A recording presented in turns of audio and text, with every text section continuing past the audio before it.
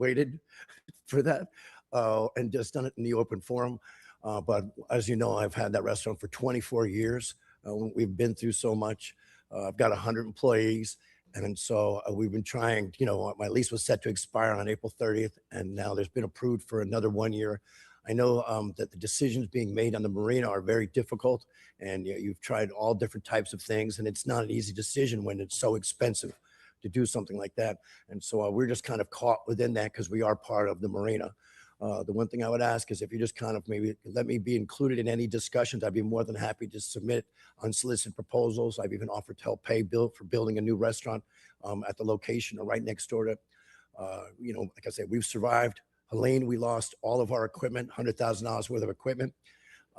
2 weeks later, Milton comes. And so we emptied the whole restaurant out, including everything and all of our walk-ins, and went over and donated thousands of dollars in food to the fire department because they had everybody there for the emergency. So we've continued to be a good citizen in town, support every charity that comes by and says they want a basket or something. So thank you for your time. Thank you, Mr. Sokol. This is the right time to give comments for consent agenda. Thank you for having me. My name is Brandon Scharf. I'm the general manager of Fresco's Waterfront Bistro. We just wanted to thank you sincerely for granting us the 1-year lease at the restaurant. I've been there 10 years now, and just the amount of employees, like David said, that we have and seeing them grow and succeed has just been a tremendous honor. And we just want to move forward and continue our work to serve and give to this community. So we just wanted to thank you. Thank you. Any other public comment on consent agenda? The final two speakers are Jennifer Bunt and David Sokol Jr. Please go to an open podium, state your name, address, or cross street for the record. You'll have 3 minutes to address City Council. And go ahead, ma'am. Hi, my name is Jennifer Bunt. I wrote up something, so I'm going to use my 3 minutes for you guys. But from the bottom of our heart, we want to thank you. Give your address, ma'am, please. Oh, my address? 6878 19th Street North. From the bottom of our heart, we want to thank you for granting Fresco's the 1-year extension. Your decision means more to us than words can truly express. It gives us hope, it gives us time, and it reminds us that our story here still matters. Fresco's is not just a place of work. It is my home, it is my life, and it is my happiness. It is love. I have been there for 21 years. I raised all 3 of my children within those walls. They grew up on the waterfront, and the owner and his family have become my family. The staff is family. Our guests are family. That building holds decades of memories, laughter, tears, celebrations, and milestones. We have stood strong through every hardship that has come our way. We've endured the oil spill when the fear and uncertainty slowed our tourism and shook our waterfront. We survived COVID when our doors were forced to shut and our entire industry was turned upside down. We cleaned up and we rebuilt after hurricanes. We operated through years of peer construction, navigating road closures, limited access, and constant change. We absorbed every challenge and every storm and every setback, and we stayed. We stayed because this is our community. Fresco's has been the setting for first dates, proposals, weddings, rehearsals, birthdays, and so much more. We employ local families, we support local vendors, we welcome visitors from around the world and give them their first glimpse of our beautiful waterfront. We are part of the heartbeat of St. Petersburg. As you look toward the future and consider plans for our waterfront, I ask you, please do not forget about us. Do not leave us in the dark and include us in the vision. Also allow us to continue growing alongside the city we love so deeply. We are not just a restaurant asking for time. We are a part of St. Pete's history. We are a part of its present, and we want to be part of its future for decades to come. This saying goes hand in hand. We are St. Pete, and we are Fresco's. Thank you. Thank you. Good afternoon, everybody. I'm David Sokol Jr. Obviously, that's my father. Very thankful for you guys for doing this for us. I started working there when I was 14. I'm now 28. Your address, or just if you're with Fresco's, you can say that. Oh, 1400 74th Circle Northeast. Thank you. Like I said, it's been a very, very part of my life, very, very long time. I started working there for 10 plus years now. And, I left to play baseball. I came back because I love it so much. And we couldn't thank you enough for what we've done. We've won Best of the Bay 5 years in a row for Best Waterfront Restaurant, thanks to our local beautiful people of St. Pete who vote for that through creative loafing. And it's been a tremendous success. Like they said, we've overcame so many hardships throughout the years. It's been a terrific part of my childhood, my friends' childhood. They recommend Frescoes. Everyone I play golf to, I recommend Frescoes to. I'm not trying to sound biased, but it is one of my favorites in the city. But I might sound a little biased, but that's just my opinion. But once again, thank you guys so much for everything. Appreciate it. Thank you. Any other public comment? No more speakers, Madam Chair. Councilmember Driscoll. Thank you. On the consent agenda, there are two items that I didn't want to pull for efficiency's sake because I just consider them to be good news items that I'd like to point out.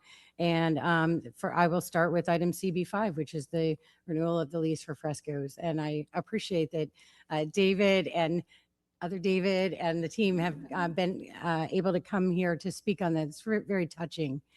And I'm very proud to support this, and I want to take the opportunity to thank you all for being part of St. Petersburg and our waterfront for so long. Frescoes has been around for more than 20 years. It's one of the legacy businesses that we talk about when we talk about the new legacy business program that's launching now. And I do hope that as we move forward with our plans for the municipal marina redevelopment, that we will be able to move toward the future with Frescoes standing by our side and bringing that past, bringing that rich tradition forward with us as we envision the new marina.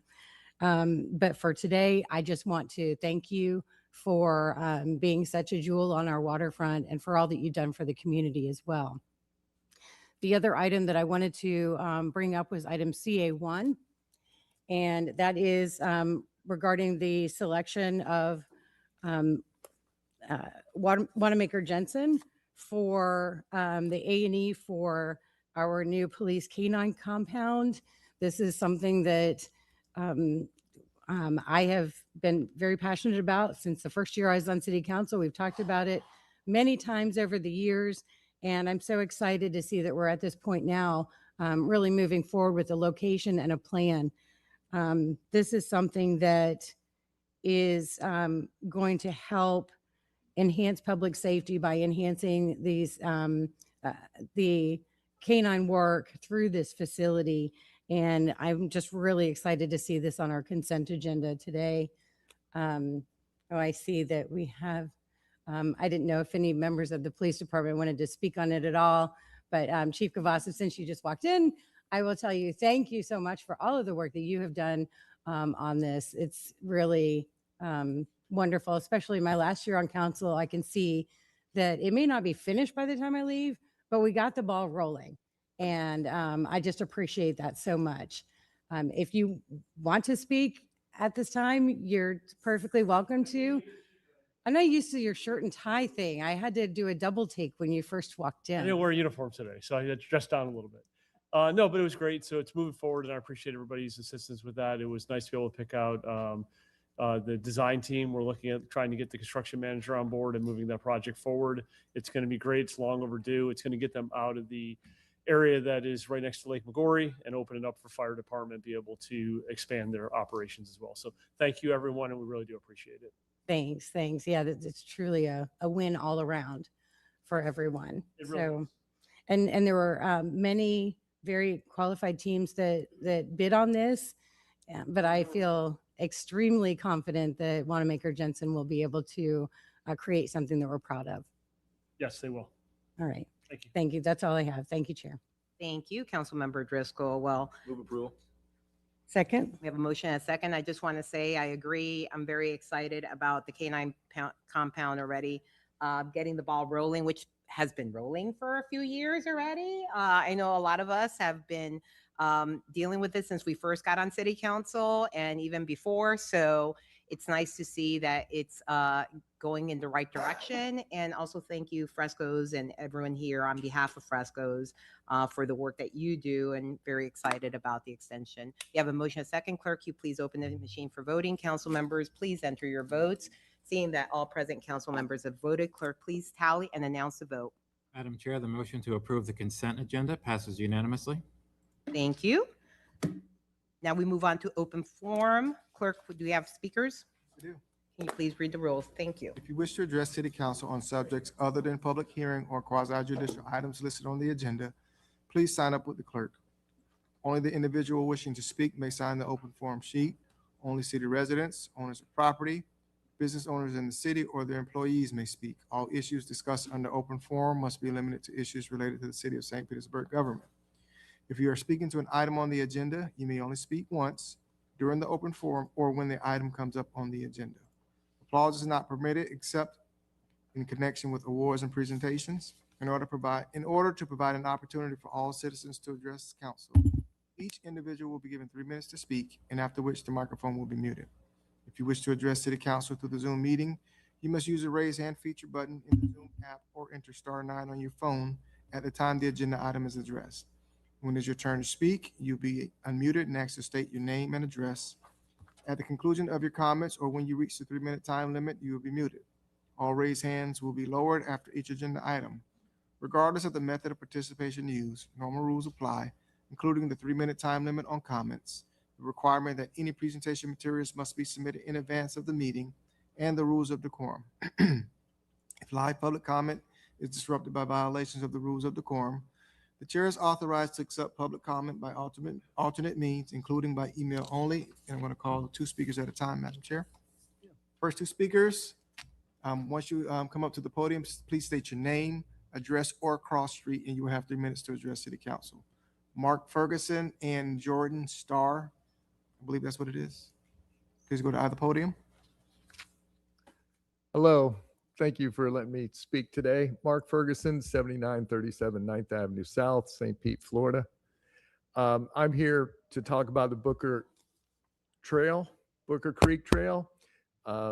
We're so excited that this is finally happening. It's taken years and years, and I want to personally thank Evan Morey for staying on top of it with the city and finally getting this thing done, and it's all coming together. So we can't wait to have this connector that will connect neighborhoods, businesses, and more growth in the city for more jobs. So thank you very much. Thank you. Hi, Jordan Starr, 126 14th Ave Northeast, partnered Ellison Development. And I just wanted to echo kind of what Mark was saying. We're fortunate enough to be developing property here in the best market in the country. And you know, by the time I was brought into the fold on the CSX conversion, a ton of work had already been done. Evan Morey, Doug Hadaway, Trust for Public Land. But we were an extremely enthusiastic yes to join the team and really help in any way we possibly could to emphasize what this potentially could be in connecting the residents to the north down to Central Avenue and helping enhance the energy that's already there and really promoting Booker Creek to be the amenity that it can be for the Edge. So just wanted to come out. Thank you for the time and hope you support it. Thank you. Next 2 speakers, Madam Chair, Justin Quinor, I believe that's what it is, and Nicole Waters. Please go to either podium, state your name, address, or cross street, and you will have 3 minutes to address City Council. Go ahead, sir. Hi, City Council. My name is Justin Cournoyer. I'm a resident at 1026 9th Avenue South in Campbell Park. I'm the Vice President of the Campbell Park Neighborhood Association. I'm a local transportation safety activist. And like a quarter of my neighbors in Campbell Park, I live day to day without a car. I'm here to talk to you about something unrelated to the agenda, but very important to me and my neighbors. I'm talking about Dr. MLK Street in St. Petersburg. And the topic is One Road, Two Realities. And complete streets funding for MLK Street South. MLK North and South have similar daily traffic volumes. They're the same size road, it's the same city. However, MLK North had 32% fewer crashes than MLK South in the last 5 years of data collection. Since the MLK North bike lane was installed in 2018, there's been a 19% reduction in crashes. MLK South in that same time period had a 15% increase in crashes. MLK South had 2 times the number of crashes, resulting in serious injuries or death for pedestrians and cyclists. 17 people were seriously injured or lost their lives on MLK South. Those are neighbors that are no longer with us or have had their lives forever changed or are living with a disability. So what's the difference between the two sides of the road? MLK North has a protected bike lane. It has mid-block crosswalks. It got the complete streets treatment. MLK South doesn't have any of that. We also see that when we do road protections like bike lanes, they protect more than just people outside of cars. They also reduce crashes for those inside of cars. MLK South is in the high injury network of streets. It sees a disproportionate number of crashes. So we've had this complete streets plan for more than 10 years. We've spent years planning. We just finished the Southside Mobility Study, which included a walk audit of MLK South. That plan only received $750,000 for implementation across the entire South CRA with 30,000 people in it. It's only enough to build maybe 2 or 3 crosswalks. Fort Pinellas has MLK South completes funding as number 26 at the very bottom with no foreseeable date for funding. I believe that we're in a crisis of public health, and I believe that you as City Council have the power to actually save people's lives. We can't wait for federal or state grants anymore. Many of you mentioned complete streets funding in your budget priorities this year or for next year. So I'm asking for us to fund complete streets using city funds and also South CRA funds. We know that there's money in the CRA for more than just developing housing, which is important. I think we can do more with the South CRA dollars. The Southside neighborhoods are organized with me and we're ready to see the change. It's shameful that a decade has passed with only one side of MLK receiving improvements, while the other side, we're seeing people losing their lives. We're a little bit fatigued by the years of planning and we're ready to see some action. Please fund complete streets conversion for MLK South. Thank you so much. Thank you. Go ahead, ma'am.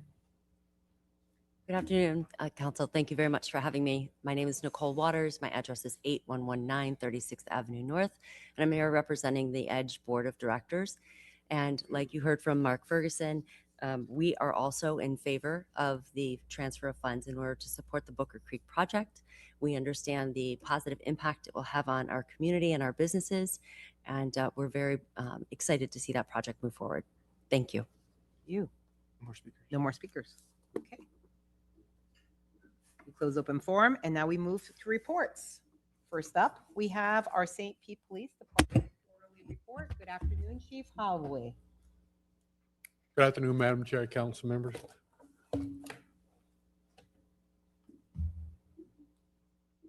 So this report could we cover for our fourth quarter, end of the year for October, November, and December. So for 2025, the last quarter, we had 1 homicide. That 1 homicide was drug related and the person is in custody. I'd like to also mention that in the year of 2025, we had 10 homicides. We closed out 9 with an arrest. We are working on the other one, just waiting for some more information to come in. We should be able to close that one out. In 2024, we closed out all our homicides with an arrest, and we did the same thing in 2023. All homicides were closed with an arrest. Good report you can see from the GRIT team. Third quarter, we had 70 assigned cases. This quarter, we had 36, so that shows there's been a reduction in gun calls for the end of the year. Guns stolen out of cars. We can see that trend go up and down, but staying steady. I think we're probably going to try to get it down to at least maybe 10. Wishful thinking. But we did have 32 guns that were turned into us also during the same period of time. We saw a slight uptick in crime for the fourth quarter. Robberies were up and also motor vehicles were up. But we normally see that if we follow our trend for the year, we always see an uptick in the fourth quarter of every year. And that could be due to the fact that kids are out of school, things are just, but every fourth quarter we see an uptick in crime. With that uptick in crime, we also saw an uptick in arrests. But overall, the good news is crime is down in the city. And we just want to make sure we highlight that. And I know the mayor said something yesterday at the State of the City address. Homicide, that's the lowest it's ever been since 1967. So that just says a lot about everyone. And I like to call it TIC. It's due to technology, it's through the investigation, and it's through community. Those 3 things involved in it, you're seeing a deep decrease in crime in every category. Citations are down. Our accidents are going down. Our fatality accidents are going down. But we're still doing enforcement. As you can see on our Facebook page, we still tell people when we're coming, whatever we're coming to, and we still write a lot of people for speeding in the neighborhood. We give them a warning, but they still want to speed, and we were more than happy to give them a ticket. Our second chance program is doing quite well. The 3 that did not succeed, 2 did not show. The other one that did show up for the training, he was being very disrespectful so we asked him to leave. This is going to be the last time you see the second chance program here. We've now partnered with the sheriff's office and also with Ford together. So now we're going to take that program and put it on a bigger scale because we're already addressing the kids that are on felonies. So we still are going to give the kids services right away and just move into a different category. Our home unit, again, working with the sheriff's office and other agencies throughout, we still monitor our kids.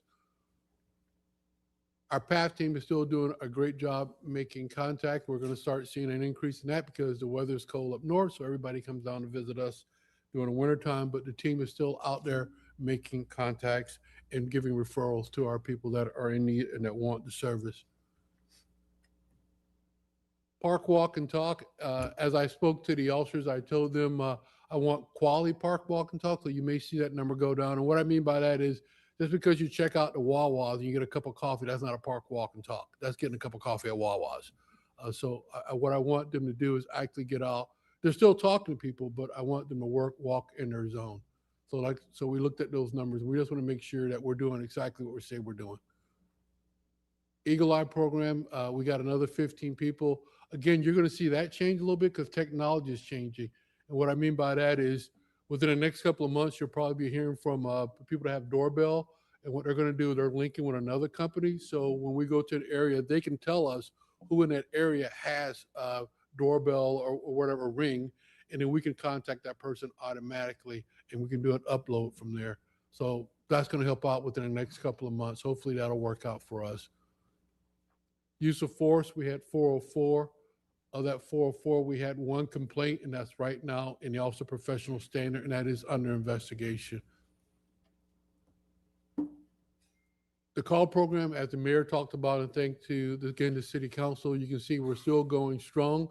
97% of the calls that we're going on, again, is without law enforcement, and the key thing is 0 injuries. Forward Together, that's what I talked about, second chance. We're going to be moving more things toward that. 62% of the kids that are in this program, again, they're not reoffending. We're giving them the tools they need, the job they need, and we're helping them out with that. The arts, you saw that yesterday. We're still working with kids. We're giving money toward those programs. And Clearwater for Youth, again, these are the kids that are involved, and we want to make sure to take care of kids that are involved in athletics, paying for equipment that they need that the parents can't afford it. So we're still giving them costs for that. And our PAL program where we still work with our kids together. So with that, I'll be more than happy to answer any questions. Thank you. Councilmember Driscoll. Thank you. Thank you, Chief, for the report. Just a few quick questions for you. And we'll start with the slide. They're not numbered, but the one that has some detail on crime in St. Pete being down. This was a big announcement that was made recently. And the slide tells part of the story and it gives examples. It covers homicide, robbery, and auto theft. So is that where the numbers come from? Is just from those 3 categories? No, ma'am, they do not. So it also comes from aggravated assaults are down by 19%. Larcenies are down by 16%. And then they do a subcategory that we report to Florida Department of Law Enforcement. So violent crimes overall is down by 15%, and property crime is down by 16%. Overall crime is down by 16%. So those are all the categories. The only category that is up is forcible sex, and the reason why that's up by 12% because they changed the category on that. So if someone touches a female or touches a male, that counts. Or so fondling, so those got added to that category. So I'm not saying rapes are up, it's just because they added different things in there, we saw an increase in that. Okay. And then when you were talking about this slide, you mentioned the TIC. Oh, I just technology, investigation, and community. Okay, so those are the 3 keys to this number, right? Yes, ma'am, it is. So- That's for all the crime because the technology we have, the investigation, the officers, and community involvement. Right. So it sounds like there have been improvements in each of those categories. Yes. Can you give some examples just real quick? Sure. So through our department at ATF, we have the NIBIN machine, and that's the machine again about the we recover the shell casing.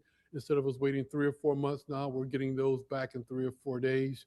Uh, uh, the way we take fingerprints, our license plate reader, just all the technology, our drones. So we just have about a lot of things now that we can put right out that gives the investigators a good lead. So when they're talking to a suspect or a subject or talking to the community, they have all that data. And then the biggest thing is the community providing us information, giving us leads so we can solve these crimes. So those three components working together, we keep continuing to see crime going down. You can go on our webpage and you can see it's not just this year, within the past 4 or 5 years. I shouldn't say that, but in the past 10 years, we had a trend went down, except during COVID years. So crime has continued to trim down in the city of St. Petersburg. Right, right. It seems like whenever you come to give the quarterly report, you talk about how crime is down with very few exceptions. So it's great that that trend is continuing. Moving on to the numbers that you had on the PATH unit. This is just a suggestion. We look at this and I see, in the fourth quarter, there were 603 total contacts made. I'm starting to wonder, where are those contacts being made? Is there a significant number that's in one certain neighborhood or one certain part of our city? What does that look like in terms of neighborhoods or zip codes? I'd love to just see the geography of this. And I can get that to you. It's gonna take some time because I think Oh, it's yeah. the PATH unit, and then I can see the PATH unit is citywide, so I'll get those numbers, or I'll get the XY coordinates for you, and I'll be more than happy to share that with City Council. Right, right. And I think that would be important to show that not only is the PATH unit citywide, that's because the need for services and the need for that outreach is citywide as well. It'd be great to see that illustrated in some way. Anytime. Thanks. You're welcome. And then finally, with the Park Walk and Talk numbers, I'm glad that you've been clarifying that with your team and making sure that everyone knows what it is and what it's not in their everyday work. And I appreciate it when I do see our officers out doing that and having those great conversations with our neighbors. In the downtown area, that's where you use a lot of the golf carts or the mules for the officers to get around. Is that, if they're driving around in one of those, is that considered PWT time? Because No, ma'am. it's it still a vehicle, so. Still the vehicle, so it's not a park, walk, and talk. They're driving around a vehicle. So it either could go down as a directed patrol because the commander could say, hey, there's a hot spot, so I want you to go to that area. So then it'd be classified as a direct patrol. So that number is captured also. But if they're just driving around in a golf cart, no, that's not a park, walk, and talk. Okay. I just had a couple of people in recent weeks mention that they don't think they see police officers walking around downtown as much as they used to. And I was trying to figure out why that might be. And I didn't know if that had something to do with it. If they're being in one of the golf carts actually is the same thing to you as them being out walking around. No, ma'am. And they're covering a large area. So if they were just walking around, they wouldn't be able to cover the whole area they're supposed to be covering. Right. So they may be in a golf cart, drive to another location, they don't get out and do a PWT, but as they're driving around, no, ma'am, that's not a park, walk, and talk. That's driving around. Okay. Thank you for that clarification. And thank you for everything that you and the rest of the department are doing to help keep people safe. I just, one more thing, when we talk about the numbers and crime being down, that really is something to celebrate. I want to make sure that the public's perception of safety is right there with it, that is growing as crime is going down. So crime might be down in the numbers, but the perception of public safety might still be lagging. And so that's where I think we've got some work to do. And I look forward to talking with you more about that as we go on. Well, and I've said it before, the police department cannot reduce crime. We can reduce the fear of crime. And because one person could get out and he or she could commit 10 burglaries that day, then I'm going to come to you and say, hey, guess what? I had 10 burglaries, but it was one person. But as long as somebody can go out in the middle of the night and they're not afraid of being robbed or their house being broken into, then that's our job. That's our main job as a police department. But city this size, you're going to have crime. There's nothing that we can't stop that. But if people are not afraid to go out at night, which they're not, because we know how downtown the city is very busy and it's very active. So we just got to make sure that we continue to lock our cars, lock our homes, report when you see something stolen or see something suspicious, that we can continue to work on that. So as a city, we're doing great with law enforcement technology and also with the community help. All right. Thank you so much. Thank you, welcome. Chair. Thank you. Councilmember Givens. Thank you so much. And thank you, Chief, for being here today.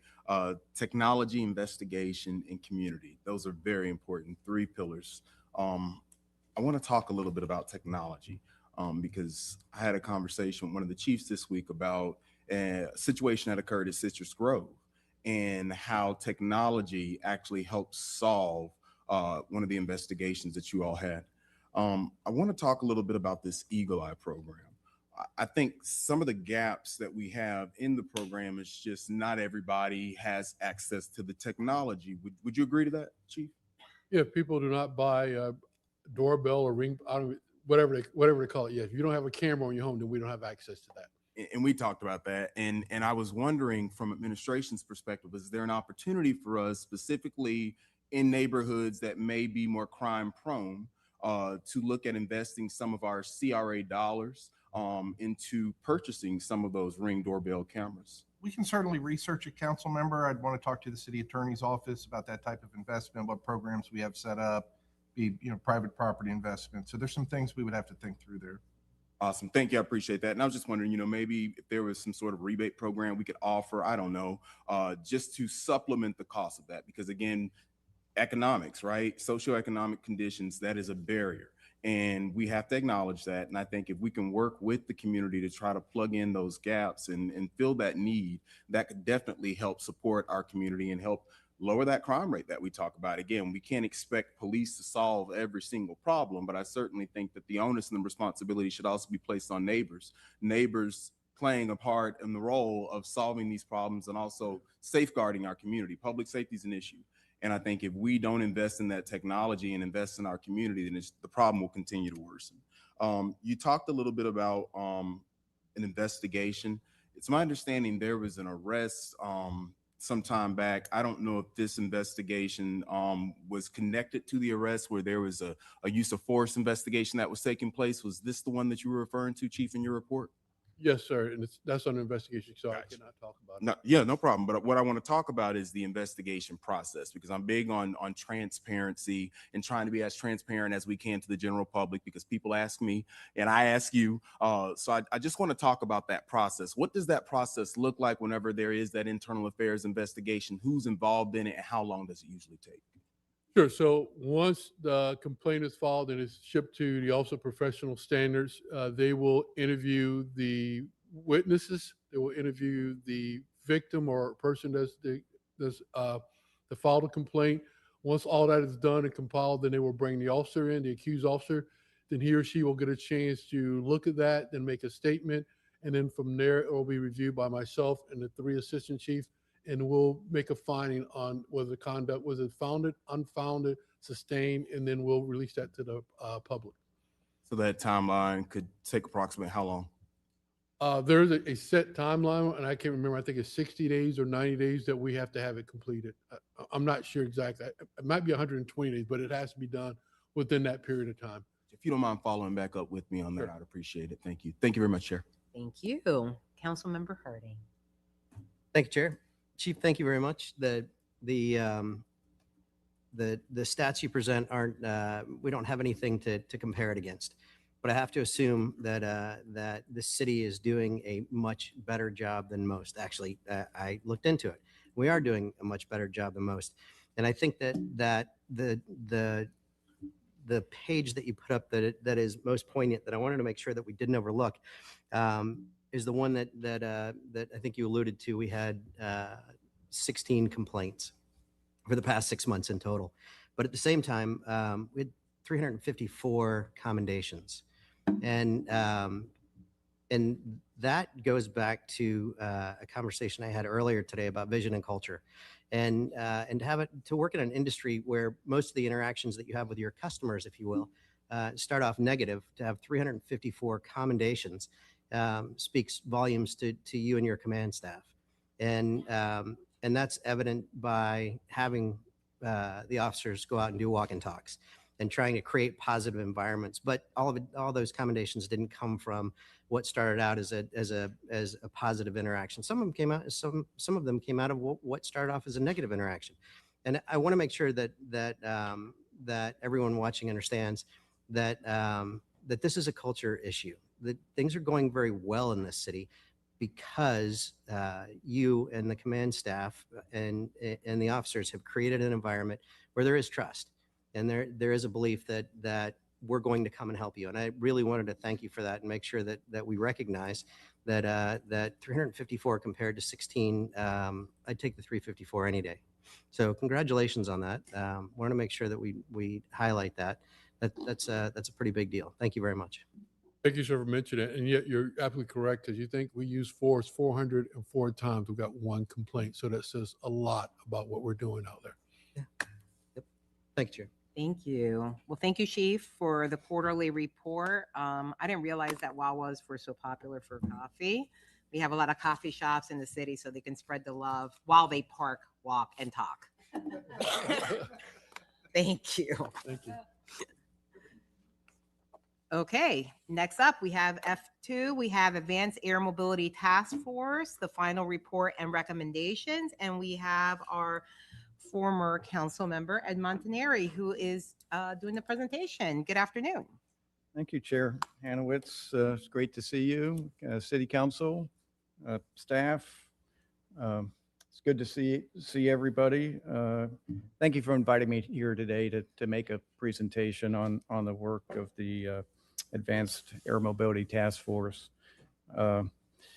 We tried to write this report in a way that a layperson who might not be knowledgeable about aviation, this emerging technology, city issues, things like land use and zoning, could pick up the report, read it, and understand it. And we moved all the technical information into the appendices. So if you want to dive down deeper, there's websites, links to technical information, and all kinds of things like a glossary there in the report.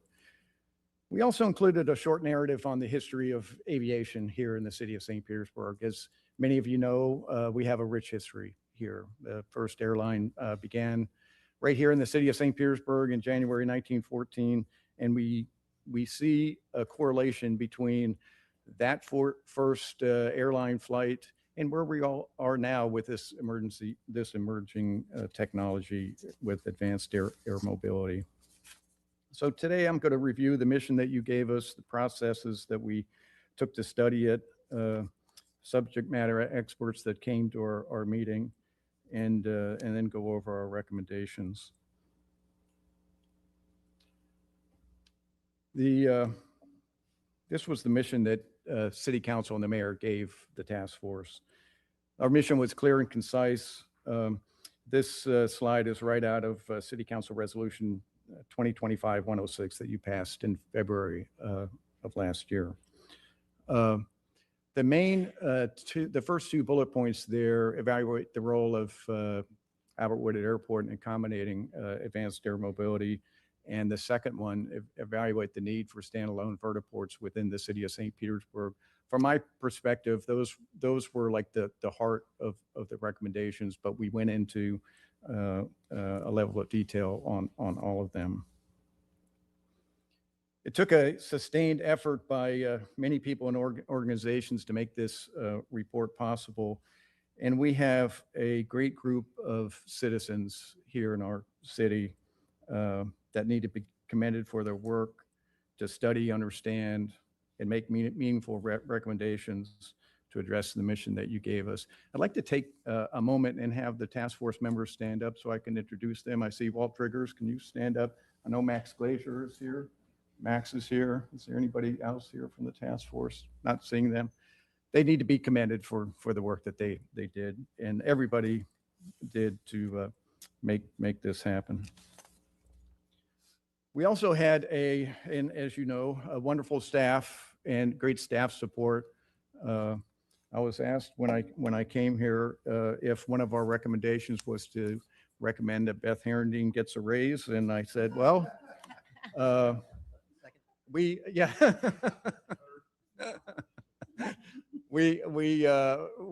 just love Beth in the way that she kind of came into the task force about halfway, a little past halfway through our process, and has jumped in with everything else she's got going on. She's an amazing lady that knows how to get things done, and I call Beth a happy warrior because she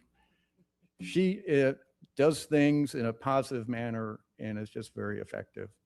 Our legal team is totally amazing also. Brett Pettigrew, for some reason, always seems to get the short straw with really tough assignments. I don't know if Jackie has it out for you, but this was not one of those assignments. This was a whole lot easier, but Brett, you did a wonderful job of helping us kind of come up with a process when the going got tough, especially when we started making our recommendations. When you have a 12-member task force, it can get kind of complex, and you kind of helped us through that process. Ben James and Sarah Lucker were fantastic also in helping us on the legal front. Rich Lesniak, Rich and I go way back. Rich is right over here to my right. Rich and I started working together almost 20 years ago on the task force after the referendum in 2003 on what to do with Albert Woodard Airport. Janie Ullman, as everybody knows, Janie keeps the trains running on time here at the City Hall, and she was the perfect person for the role that she played in the task force. And finally, Doug DiCarlo with ESA, he's our consultant, and Doug did a wonderful job on helping the task force out also. You've seen this slide before. This was our schedule in the meetings that we had, and we brought in a lot of subject matter experts, and we dug down deep on this project. And we had our first meeting on April 23rd of last year, and our last meeting was January the 26th. We spent most of our time in kind of the education phase of the task force and learning about all the subjects that you all wanted us to look into. And then we got into the recommendations, and that was difficult, but we came up with everything that addressed everything that you all wanted us to look into. And then we took up our final report, and that we reviewed it and adopted it in a unanimous vote of the task force.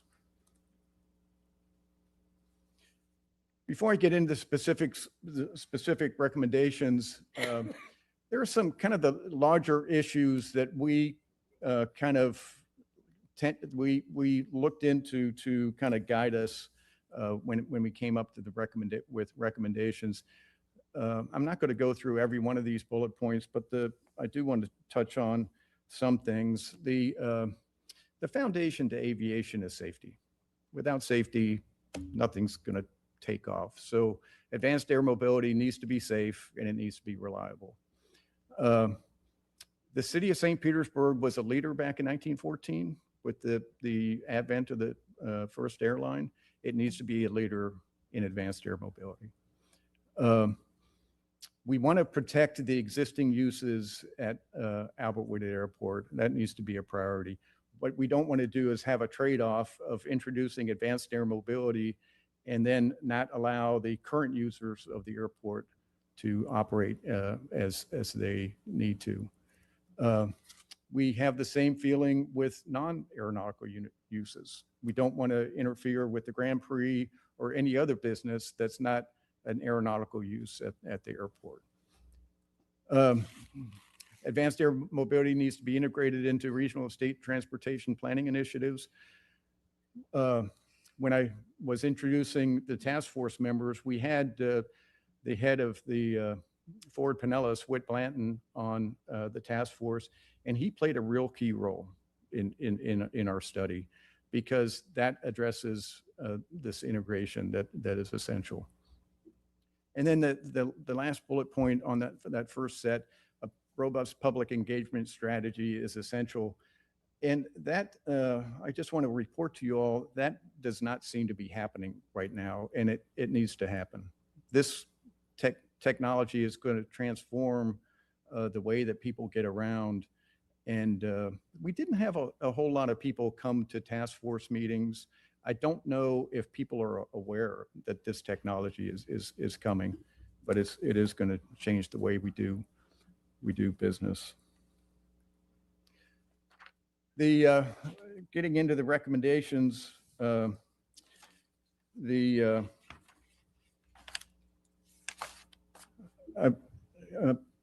or Chan, can you put up figure B, please?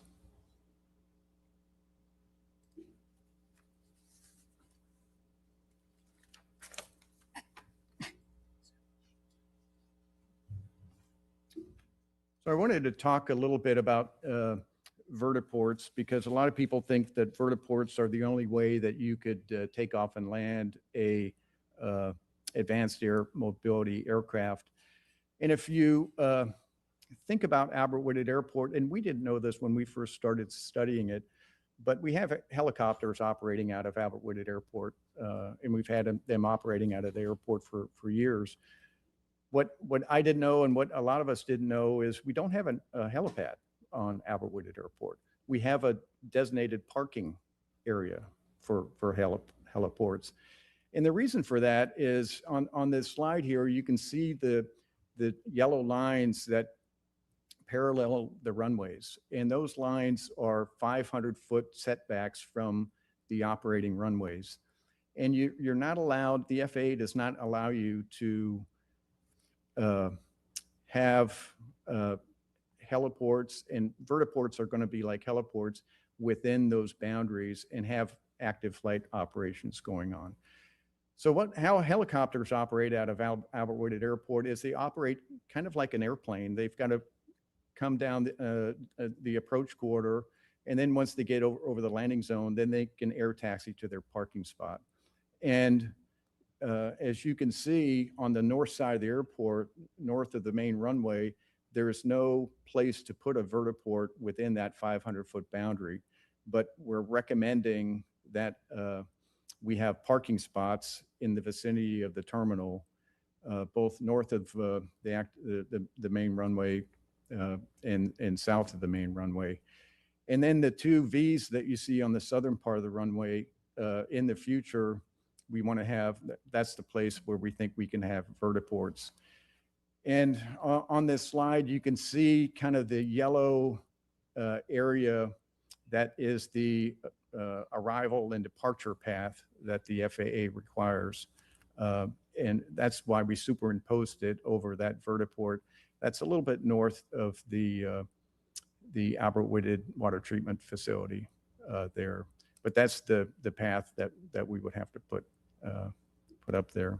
So Paul, can we go back to the presentation, please? So in the short term, within the next 3 years, we're recommending that we designate parking spots for advanced air mobility aircraft. We install electrical charging stations. Along with that, we need to have the fire safety systems in place. We want to utilize the existing runways like I talked about, and we need public accessibility, and that's what the terminal is going to be, is used for. And then in the longer term, we want to build dedicated vertiports based on the market demand, and those vertiports would be south on the south side of the airport, like I showed you. All like I mentioned before, all the improvements need to be integrated with this existing flight operations, and then both for aeronautical and non-aeronautical uses. Another big recommendation is to follow up with this task force report. We're recommending that a alternatives analysis study be done on Albert-Whitted Airport. And that is like a mini master plan to specifically identify exactly where the parking spaces would be, the vertiport infrastructure would be, and how it's all going to be integrated together. And it will also have some specific funding guidance in there. On standalone vertiports, our big takeaway on this one was, as we discussed this item, we made a determination that the market needs to decide where standalone vertiports are going to be outside of the airport. We didn't want to identify certain places that vertiports should be within the city. We have like general guidance, they should be close to different areas, and it's in the report. But when it comes to specifics, we thought that the market needed to determine where that should be. The city does need to create the minimum standards for these standalone vertiports. And that list there with the operations and airspace, charging stations, fire safety systems, public accessibility, and noise and visual impacts all need to be considered. So the city needs to come up with those standards.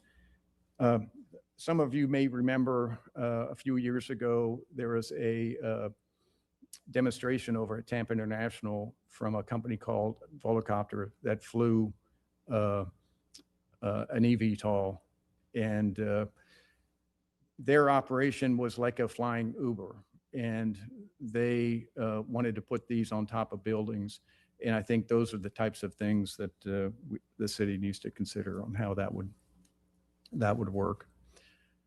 The city needs to continue to stay engaged with this industry. As we met and had our task force meetings, we met about every 3 weeks.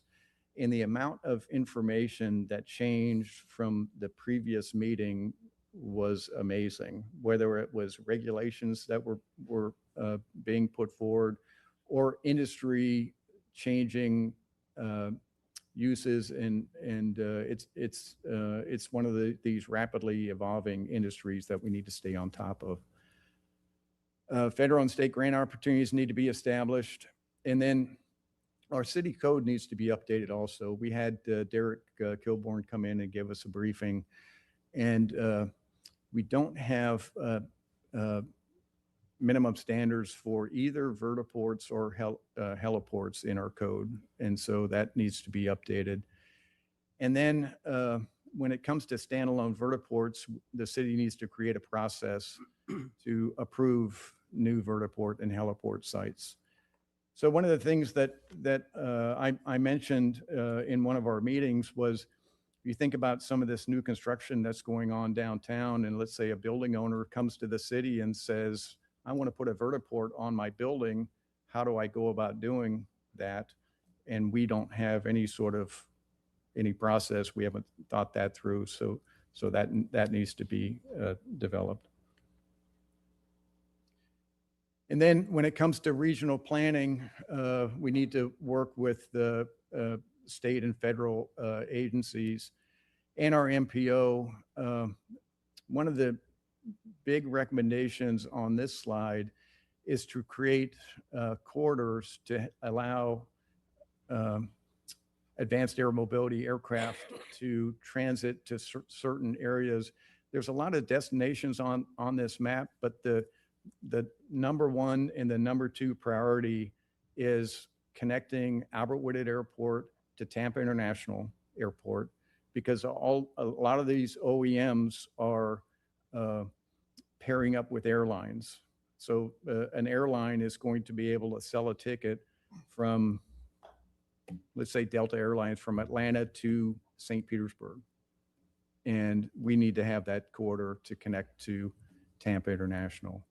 The other thing that's happening very quickly in the state, in the updates I told you about how the state is very aggressive in this area. The state has built the SunTrax, which is the far western part of this map here. It says SunTrax Air Ground. SunTrax is kind of like a combination autonomous vehicle test center for ground-based autonomous cars, but also advanced air mobility. And what we need to concentrate on is getting a connection to that test center so that they come to St. Petersburg. I think it's essential that the city of St. Petersburg begin advanced air mobility operations as quickly as possible. And then we need to promote and coordinate advanced air mobility across the region. This last recommendation that we have is to create what we call the Janus Center for Aviation and Innovation. Our city has been an innovative city since its founding. We're studying a disruptive industry that is going to change the way that the world works. And I want to make sure that we cover the education, the training, the workforce development side of it, but I also want to bring manufacturing, whether it's components or vehicles, but I want the city of St. Petersburg, and we're recommending the city of St. Petersburg be a leader in this industry. And this is one of the thoughts that I have moving forward. Yesterday, I had a very good conversation with Becca Brown from Spark Labs, and I had met with her like 3 months ago and talked to her about advanced air mobility and what the city of St. Petersburg's doing. I'm going to meet again with her next week, and she wants to get ARC Invest involved. And I've also talked to educators, whether it's the superintendent of public schools, college presidents, and other educators to start finding partners for this center. And I'll close with just a short statement, and it's in the summary of our report, but advanced air mobility represents the next transformational chapter of aviation, and St. Petersburg is once again in a position to lead. From the launch of the world's first commercial airline in January of 1914 to today's pursuit of the next generation of air transportation industry, the city has consistently been at the forefront of aviation innovation. Advanced air mobility is not a departure from that legacy, it's a natural evolution.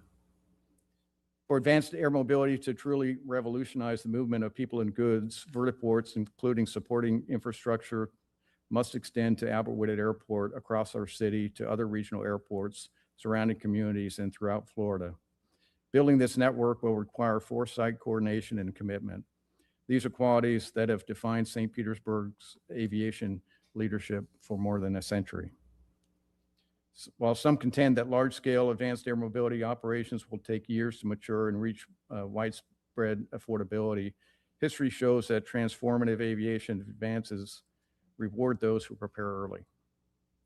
The FAA, along with the FDOT, have an ongoing collaboration with OEMs to certify and integrate advanced air mobility aircraft into the national airspace system that underscores a deliberate safety-first approach that aligns with the city's longstanding commitment to innovation.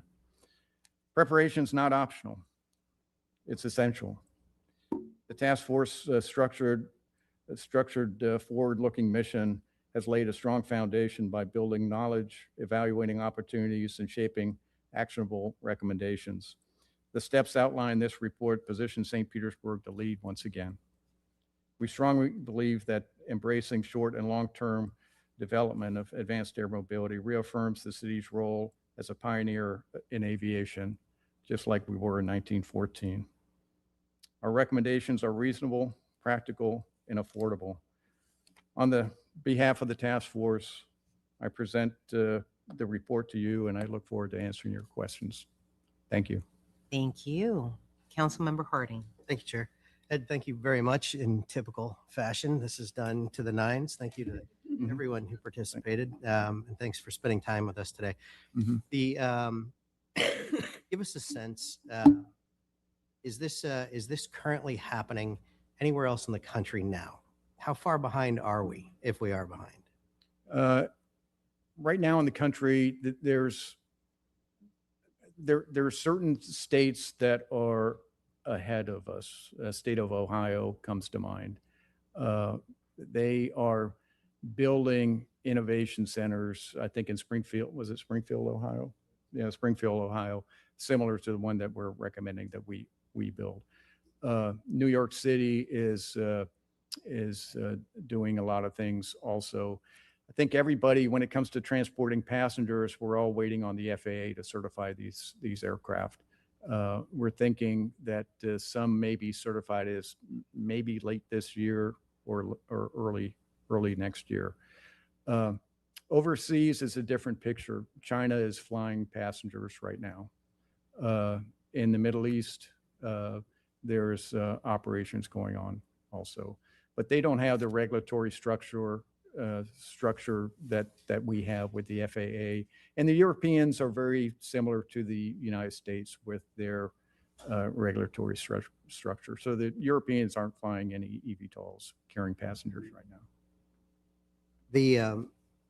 How will this? I assume that the difference between drones that bring you your food versus this is just the component of carrying a human being. Is that how they separate drones from?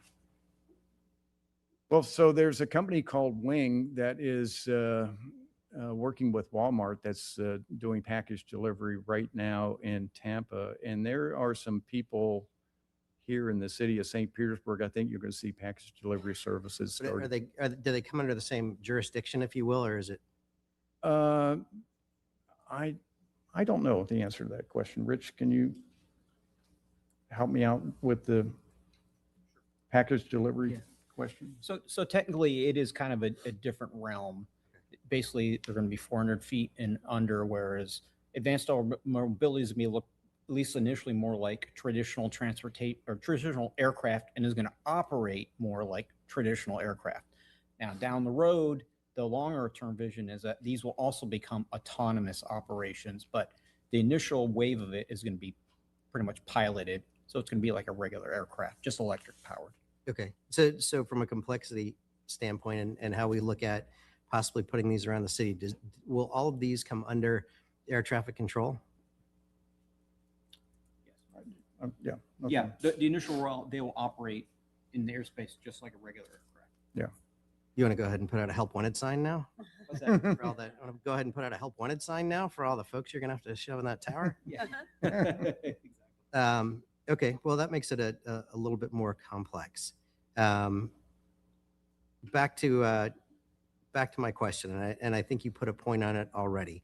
But if you had to put $5 down on the map or on the calendar somewhere, where would you put it in terms of this is the day that somebody's going to crawl into one of these in St. Pete and fly? That could happen any day with single seat eVTOL. They're flying in California right now.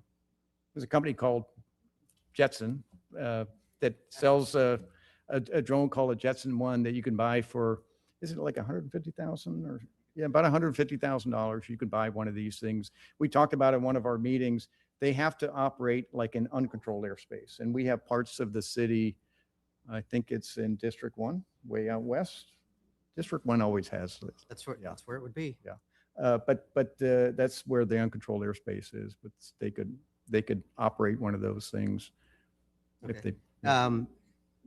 I know that we look pretty much specifically at the airport, but in works with legal, any talk of or any issues with land use or anything the city would have to address? Yes, there is, and there's in the report, there's some recommendations on land use and zoning, and some specific things do need to be addressed in that. Okay, so from the perspective of the business that we have, if I understand correctly, anything up in the air is the FAA. We have no jurisdiction whatsoever. That's correct. We just need to worry about land use and how that works its way out. Yes. Okay. Yep. All right. Ed, thank you very much again. Greatly appreciate it. All right. Thank you, Chair. Councilman. Thank you. Councilmember Driscoll. Thank you, and thank you for the great presentation. And thanks to all of the members of the task force who worked on this for months and came up with a fantastic report. This is exactly what I had in mind, and then some, which once you were involved, I'm sure that was to be expected. And thanks for mentioning that District 1 is out of control. I don't know if I said that. So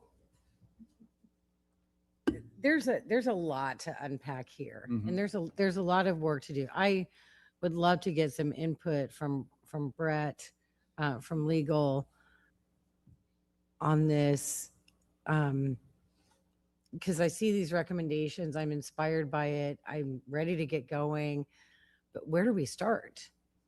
And did you all in the task force, or have you thought about what would be the right sequence of events for us? Do we start working on the parking spaces and zoning right now, or figure out where we would put the aviation center? I love that. I mean, where do you start? But to get us, I love the center idea, but like we got to start getting ready for action. Right. So Right. So the first place is to do this alternatives analysis of the airport. Okay. So the task force, I mean, we had a short period of time, and we have somewhat broad type recommendations.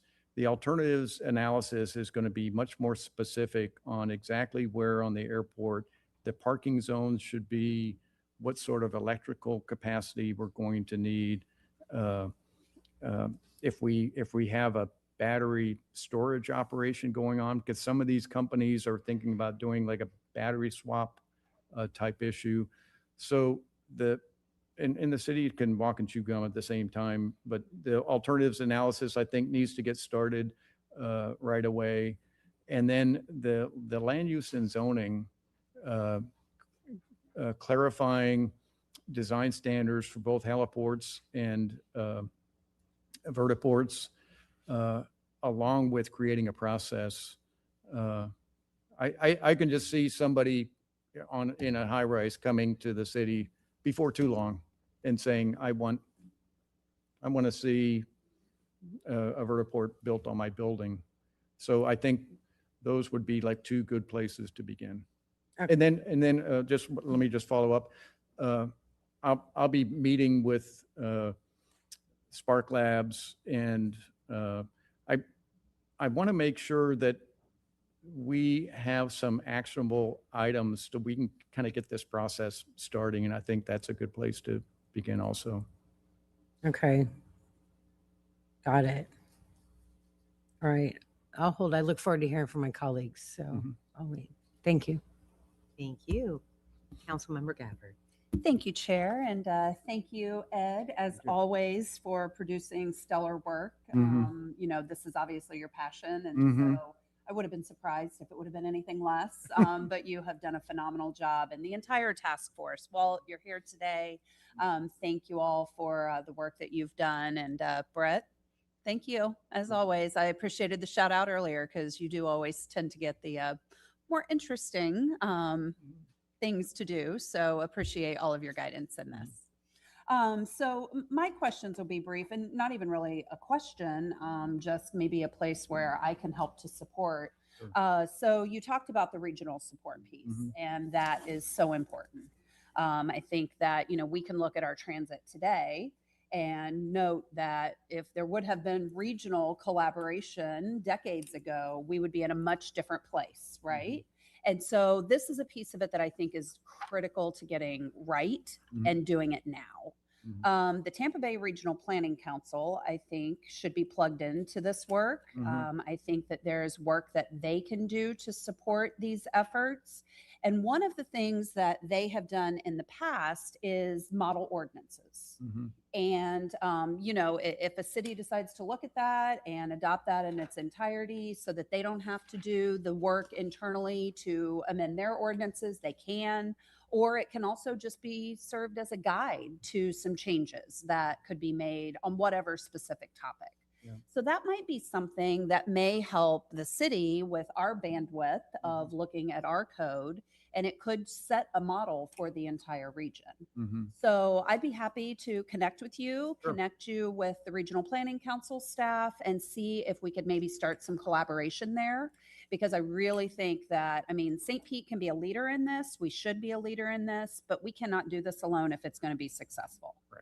So I just wanted to offer that as, something that maybe I can be helpful in. This certainly is not my area of expertise, but it is something that I think the regional cooperation piece, I would like to be involved with you. So yeah, we'll talk about that and we'll work about that. And that would be a big help. Whit Blanton would like me to also brief Ford Pinellas soon. And if I could ask a question along those lines, because the task force needs to be sunsetted by city council. Brett, can you kind of remind us when that will happen? Is that coming before city council soon? Actually, thank you, Chair, Vice Chair, members of council. That actually was addressed in the resolution extending the task force to really put the bow on this report. If no further action is taken by council, the task force automatically sunsets at the end of February. And so, as I told the task force, they can get together and have their out of the sunshine party shortly after midnight on March 1st. But until then, they are still official members of the task force. So that's at that point that housekeeping detail has been taken care of. So unless council adopts a resolution today to direct them to go do further work, the task force will sunset automatically at the end of the month. Thank you.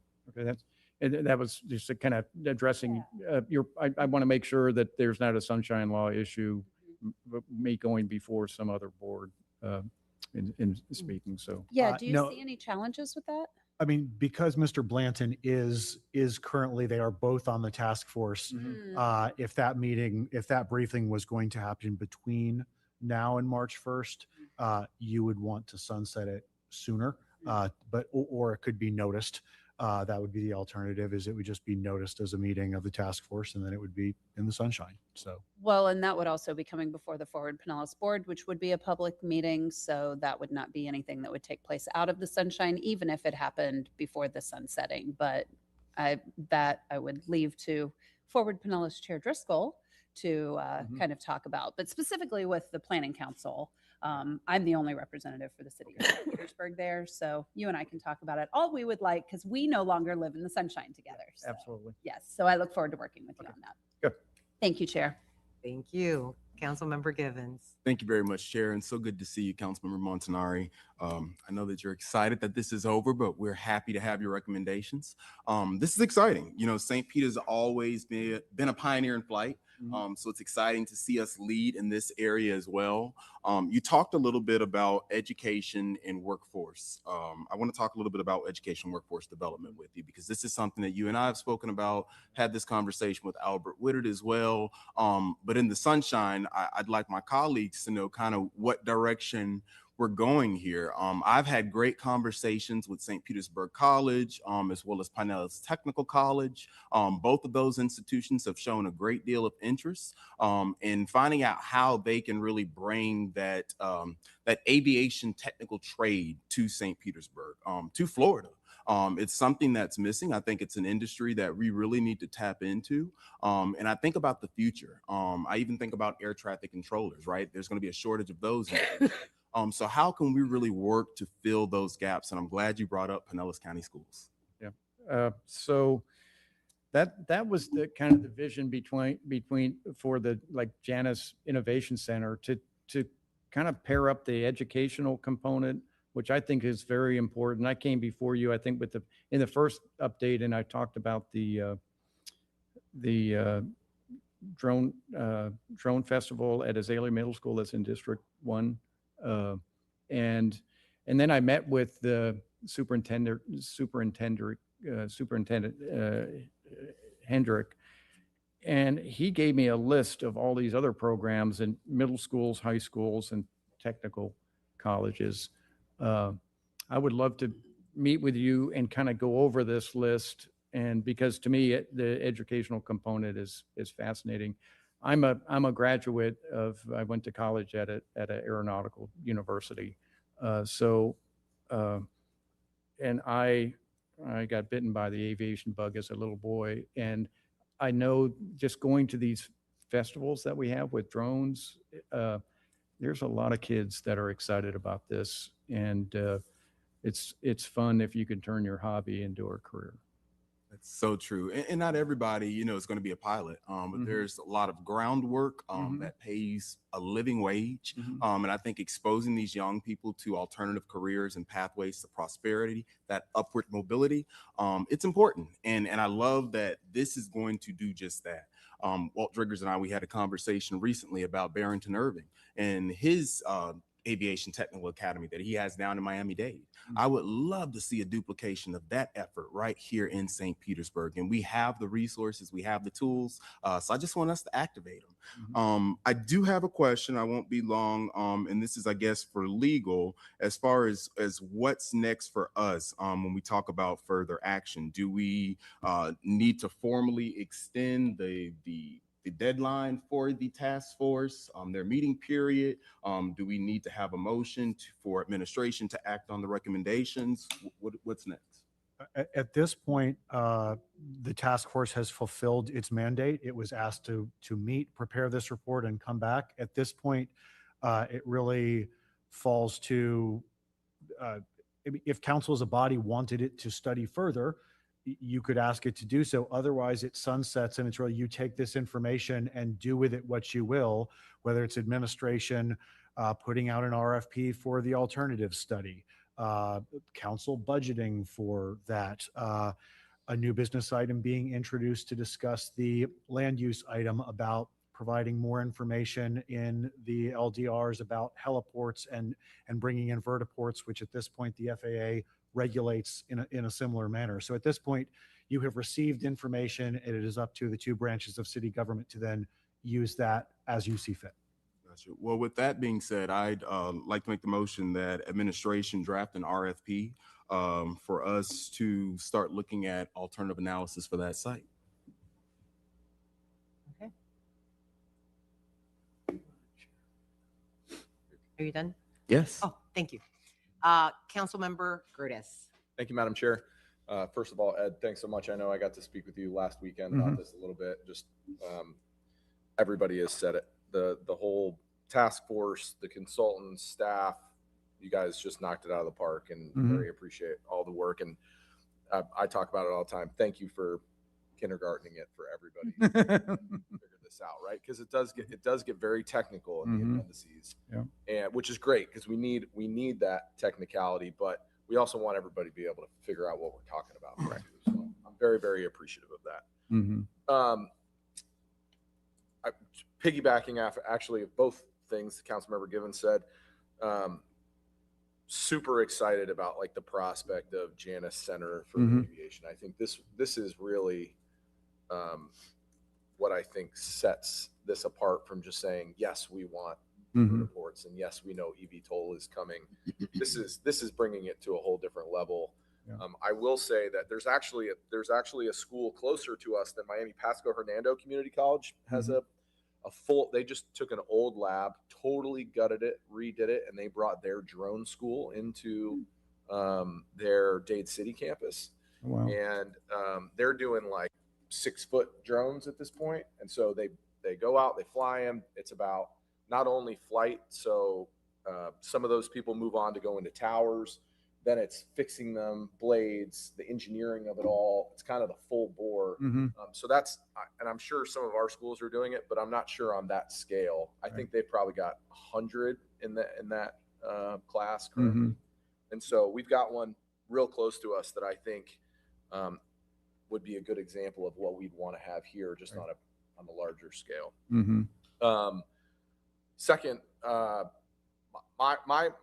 I actually was going to talk about what the next step was. It seems to me, because there's a lot of possibilities for next step, that the next step would be, let's have a committee conversation about what we want the next step is, because I'm not sure we're going to figure that out today.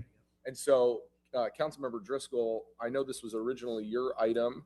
I'm assuming you'll put in an MBI to do that, and none of us need to do that. Sure.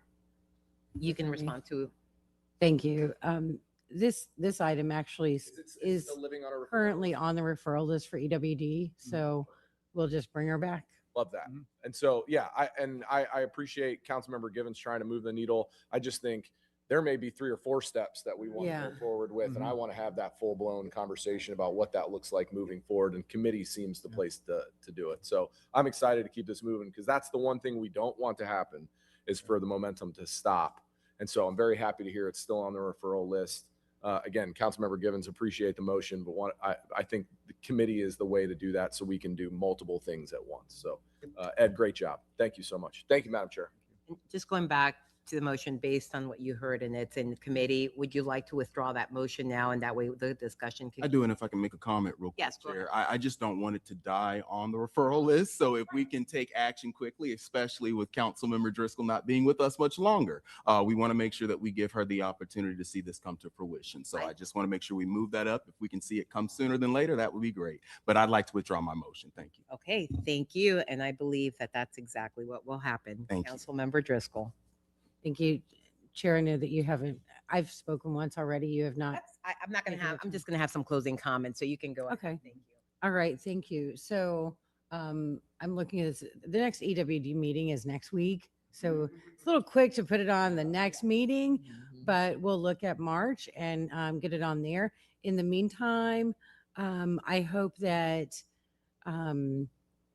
with the sunsetting of the task force, that the task force members can work outside of the sunshine, sunsets, all this stuff.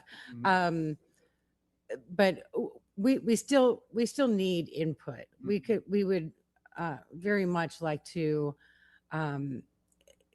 get some help with figuring out what to do between now and that March EWD meeting. So I don't want to, like, our conversation will stop until then, but with staff and any individual council members that want to talk to you, there's work to do in the meantime. We've got some time to actually come to the March EWD meeting with some solid outlines for our next steps. Okay.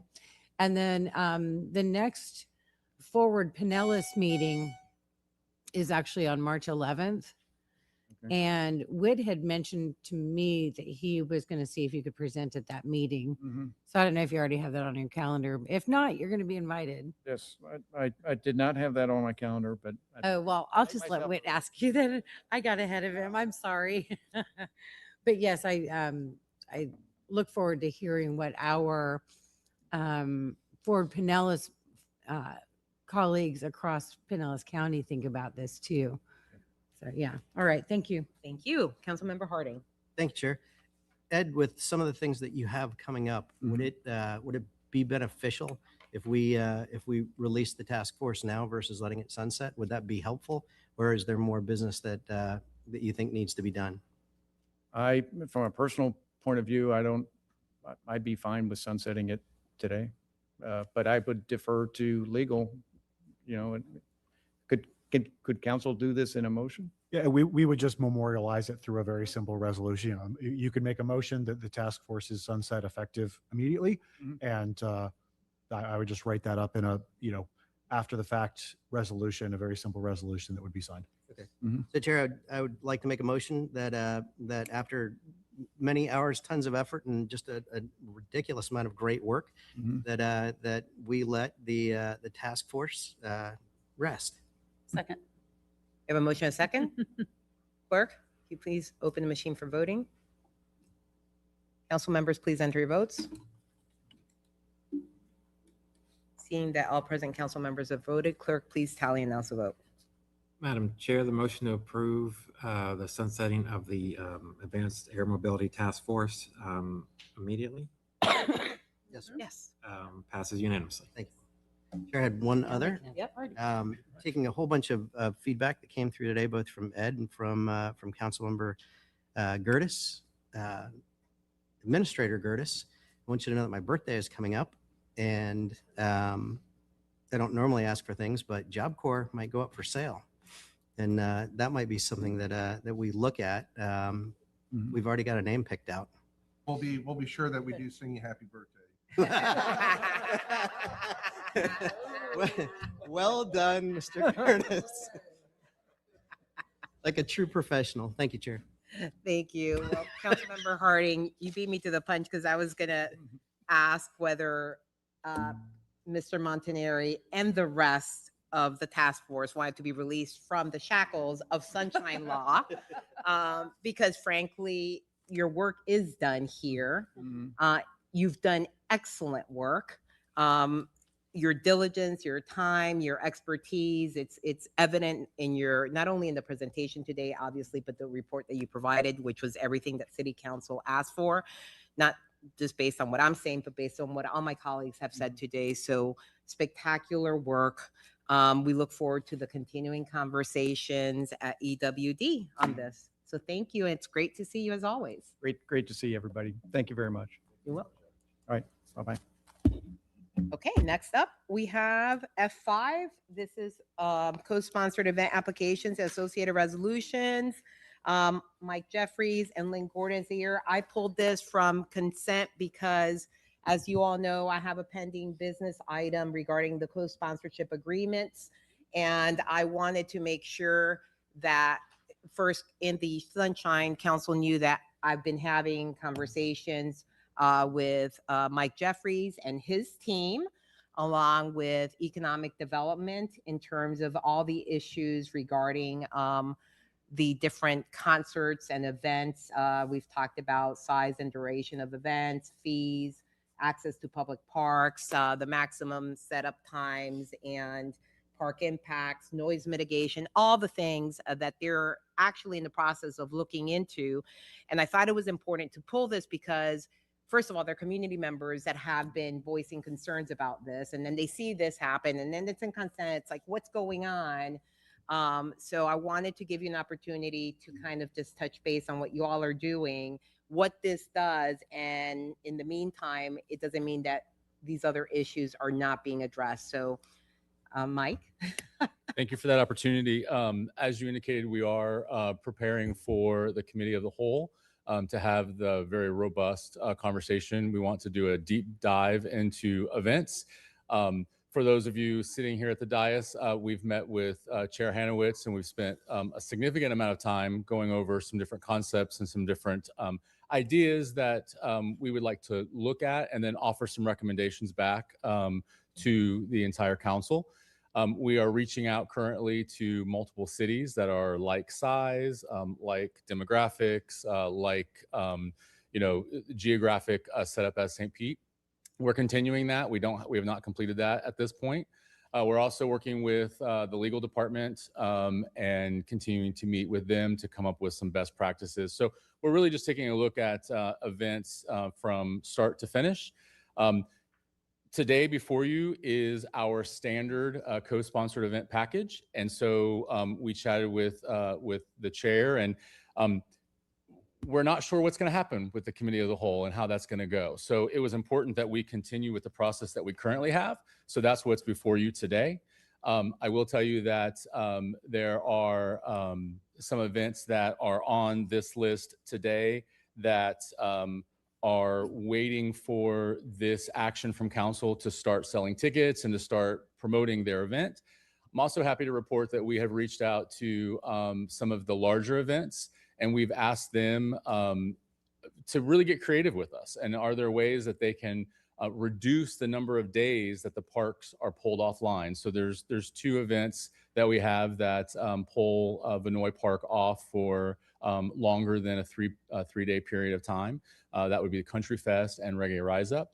And so we're working with those promoters now to see if there's any possibility of getting a smaller setup period. And we're also working with some of the other events as well. And as we've continued to do, we've worked with events on placement of speakers and making sure that we are the best neighbors that we can possibly be, while remaining a vibrant city that has a vibrant, active downtown. So you guys hear me say this all the time. It really is that balancing act. And that's something that we're working on, and we will look to the policy deciders when we bring it forward to the committee of the whole to have you all tell us what the events in the city look like as we move forward.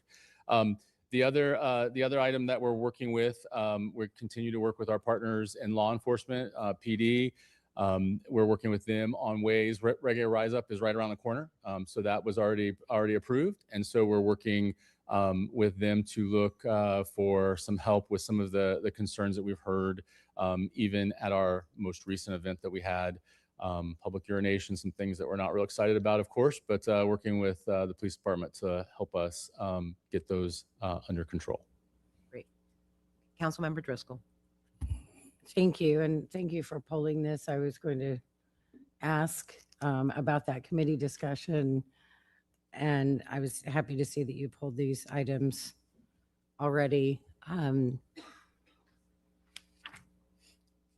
With the events that happened in December, it became very clear that some change needs to happen. And following that, there was a news article that quoted the mayor as saying that he was going to, work on changes. We received an email from Chief Holloway with information about the event, where he said that he was going to work on changes. So I want to know what's been done so far. What kind of changes are we talking about here?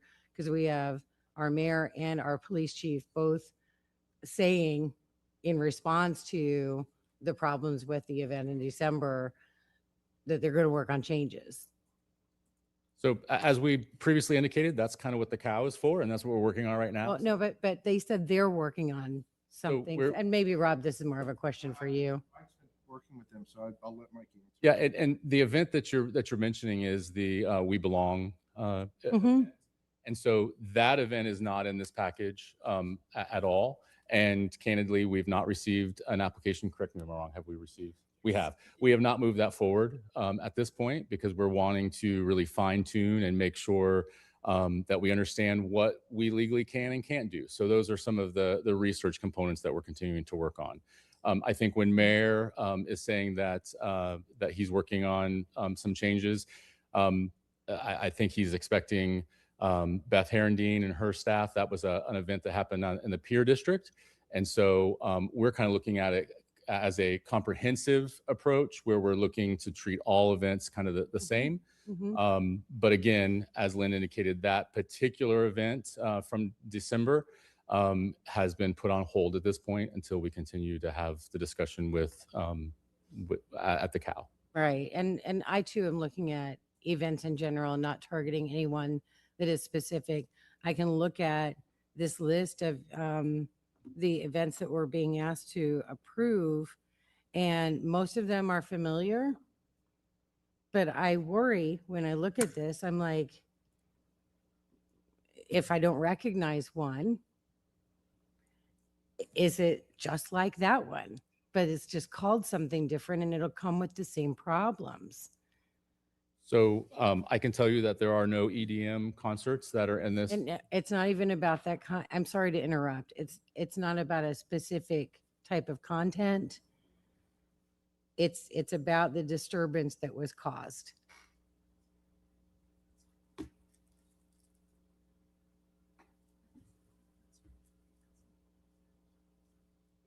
So I don't know enough about these groups to know if we're inadvertently approving more of the same.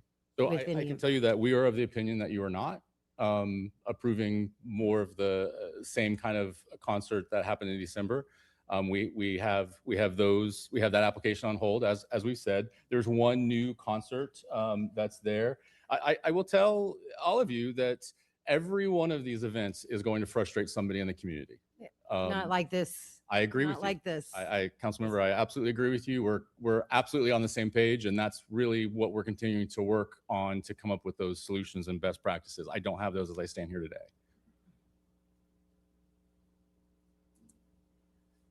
I do believe we have, looks like 3 new events. I'm sorry, actually it looks like just 2 new events.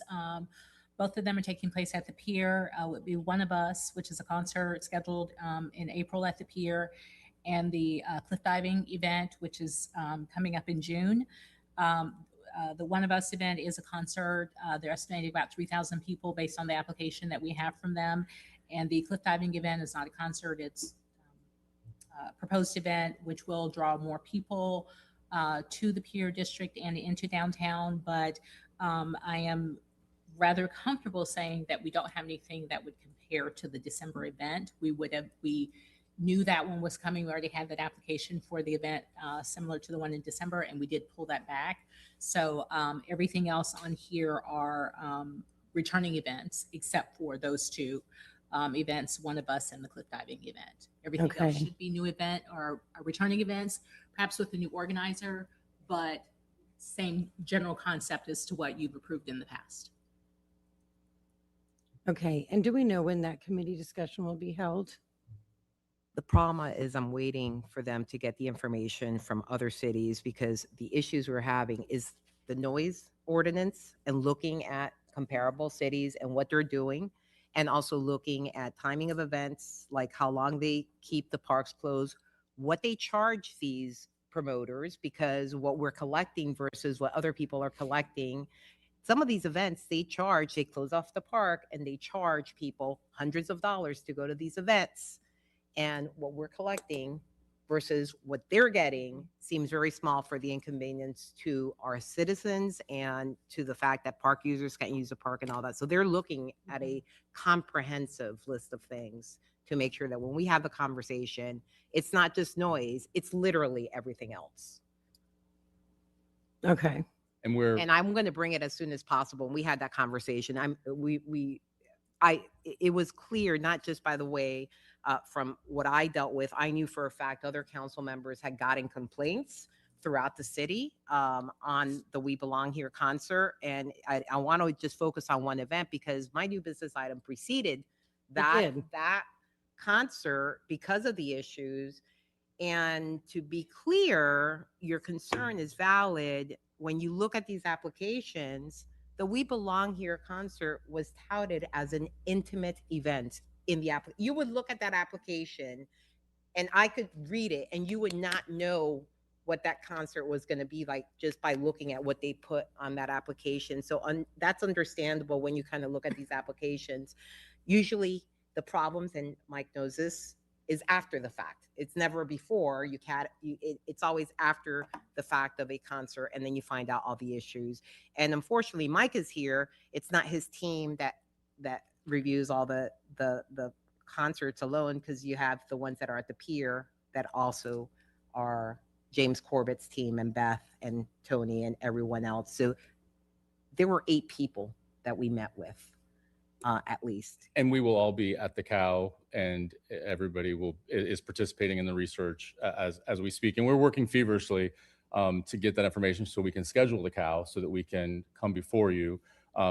The challenge that we're having is getting some responses from different cities and different counties, and we really want to come to you with the best information possible and the best, of what others are doing with similar concerns and issues.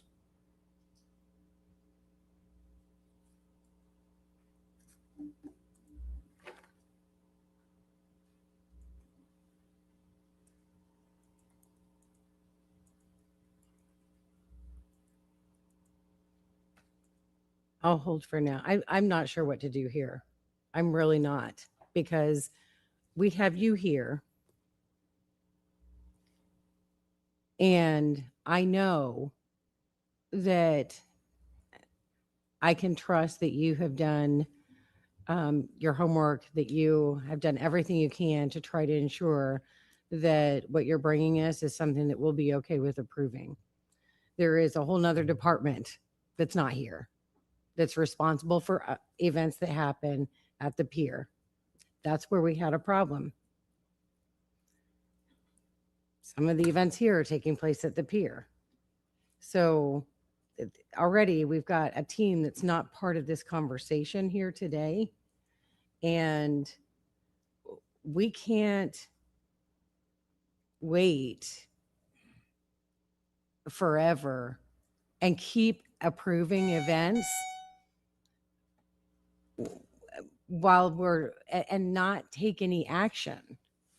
There are some of us who heard from a lot of people. Some of us heard it ourselves. We have to be able to respond. I don't feel comfortable with approving this today. If we did them one by one, maybe, because some of these I know they don't have the amplification that we're talking about here, but you got to treat everybody the same too and have the same set of rules for everyone. So, I mean, what I'd love to do, I wish we would have just put everything on hold until we get these changes put into place so that we have something. There is nothing that, without any changes, the police can't do anything more than they did in December. No one can do anything more. So we're being asked to approve something by the same standards that failed us just a couple of months ago. Hi, Beth. I just wanted to make sure that council is aware that if it's on this list for co-sponsored, it has gone through the co-sponsored process in coordination with Dennis Burns and Mike and his team. So we don't work in a vacuum. So if it's on this list, it has been vetted through the COSPO process.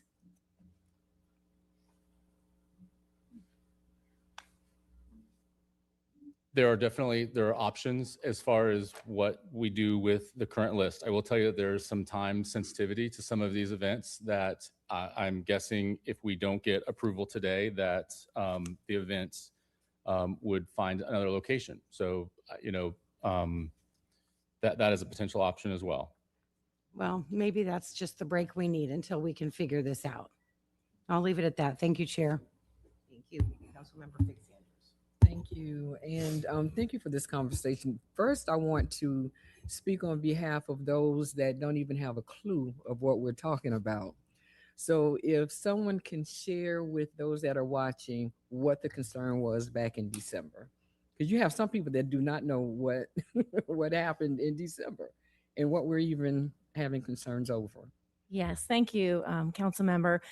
In December, we did host a new event called the We Belong Here. I think just We Belong Here is a festival, an electronic music festival. And we have actually been talking with NOAA and whatnot, but due to a variety of events, some including weather, the type of music, the bass and whatnot, the music could be heard throughout the city.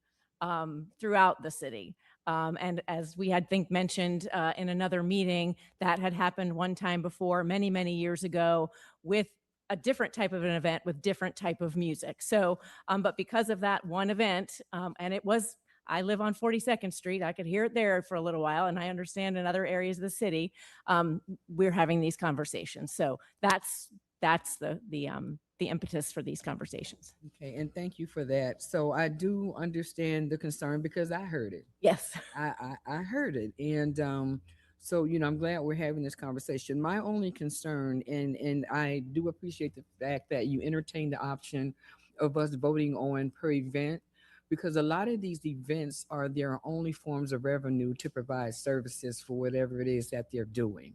And so for us to no longer be financially sponsoring these events, for us to cut off their revenue, I really don't want to be a part of that. If there are some that we already know are, I hate to say the word safe, but because we know their what they, how they operate, we've seen them, we've approved them several times. Some of the new ones we may be able to better vet, but some of the ones that are on here that use these dollars from these events to further their efforts and their mission, I would hate for us to stall that, because you know how slow we move. I'm just going to go ahead and make it real. We move quite slowly, and we have not sponsored financially an event since 2009 financially.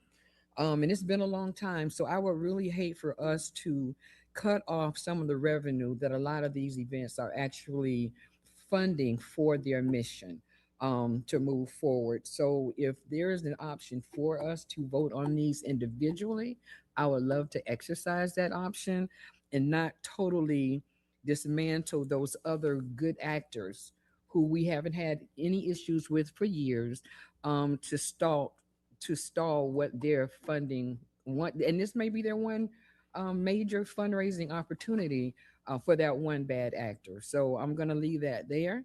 And if that's an opportunity and the will of the body to do so, I will be glad to make that motion to approve them individually based on the ones that we know. But I just don't want to cut off their one source of revenue to move their missions forward. And I'll leave it at that. Move Thank you, approval 5A through 5FJ. Second. Second, okay. So hang on. I'm going to say that just so it's clear. When we had the conversation, and I had the conversation with staff and just like council members who dealt with this, I was not happy. I mean, I made it extremely clear how serious this is. The We Belong Here concert was just outrageous. And frankly, you all saying that it went through the process and it was okay indicates that the process does not work, period.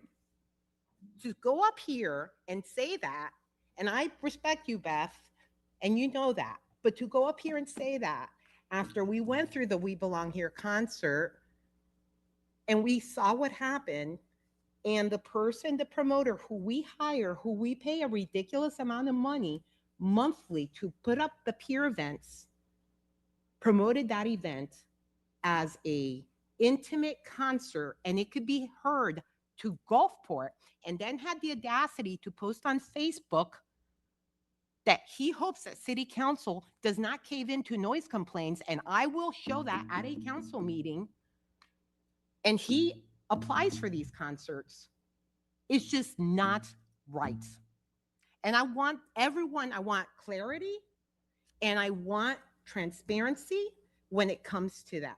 And I don't disagree, council member, and I apologize if what I said was taken wrong. I just wanted to make sure that the council understood that the departments are working together. And I was listening in another office, and that was the point that I wanted to make, is that community enrichment and city development do work together on these events. I have the highest respect for you. I have the highest respect for the team, but something went wrong.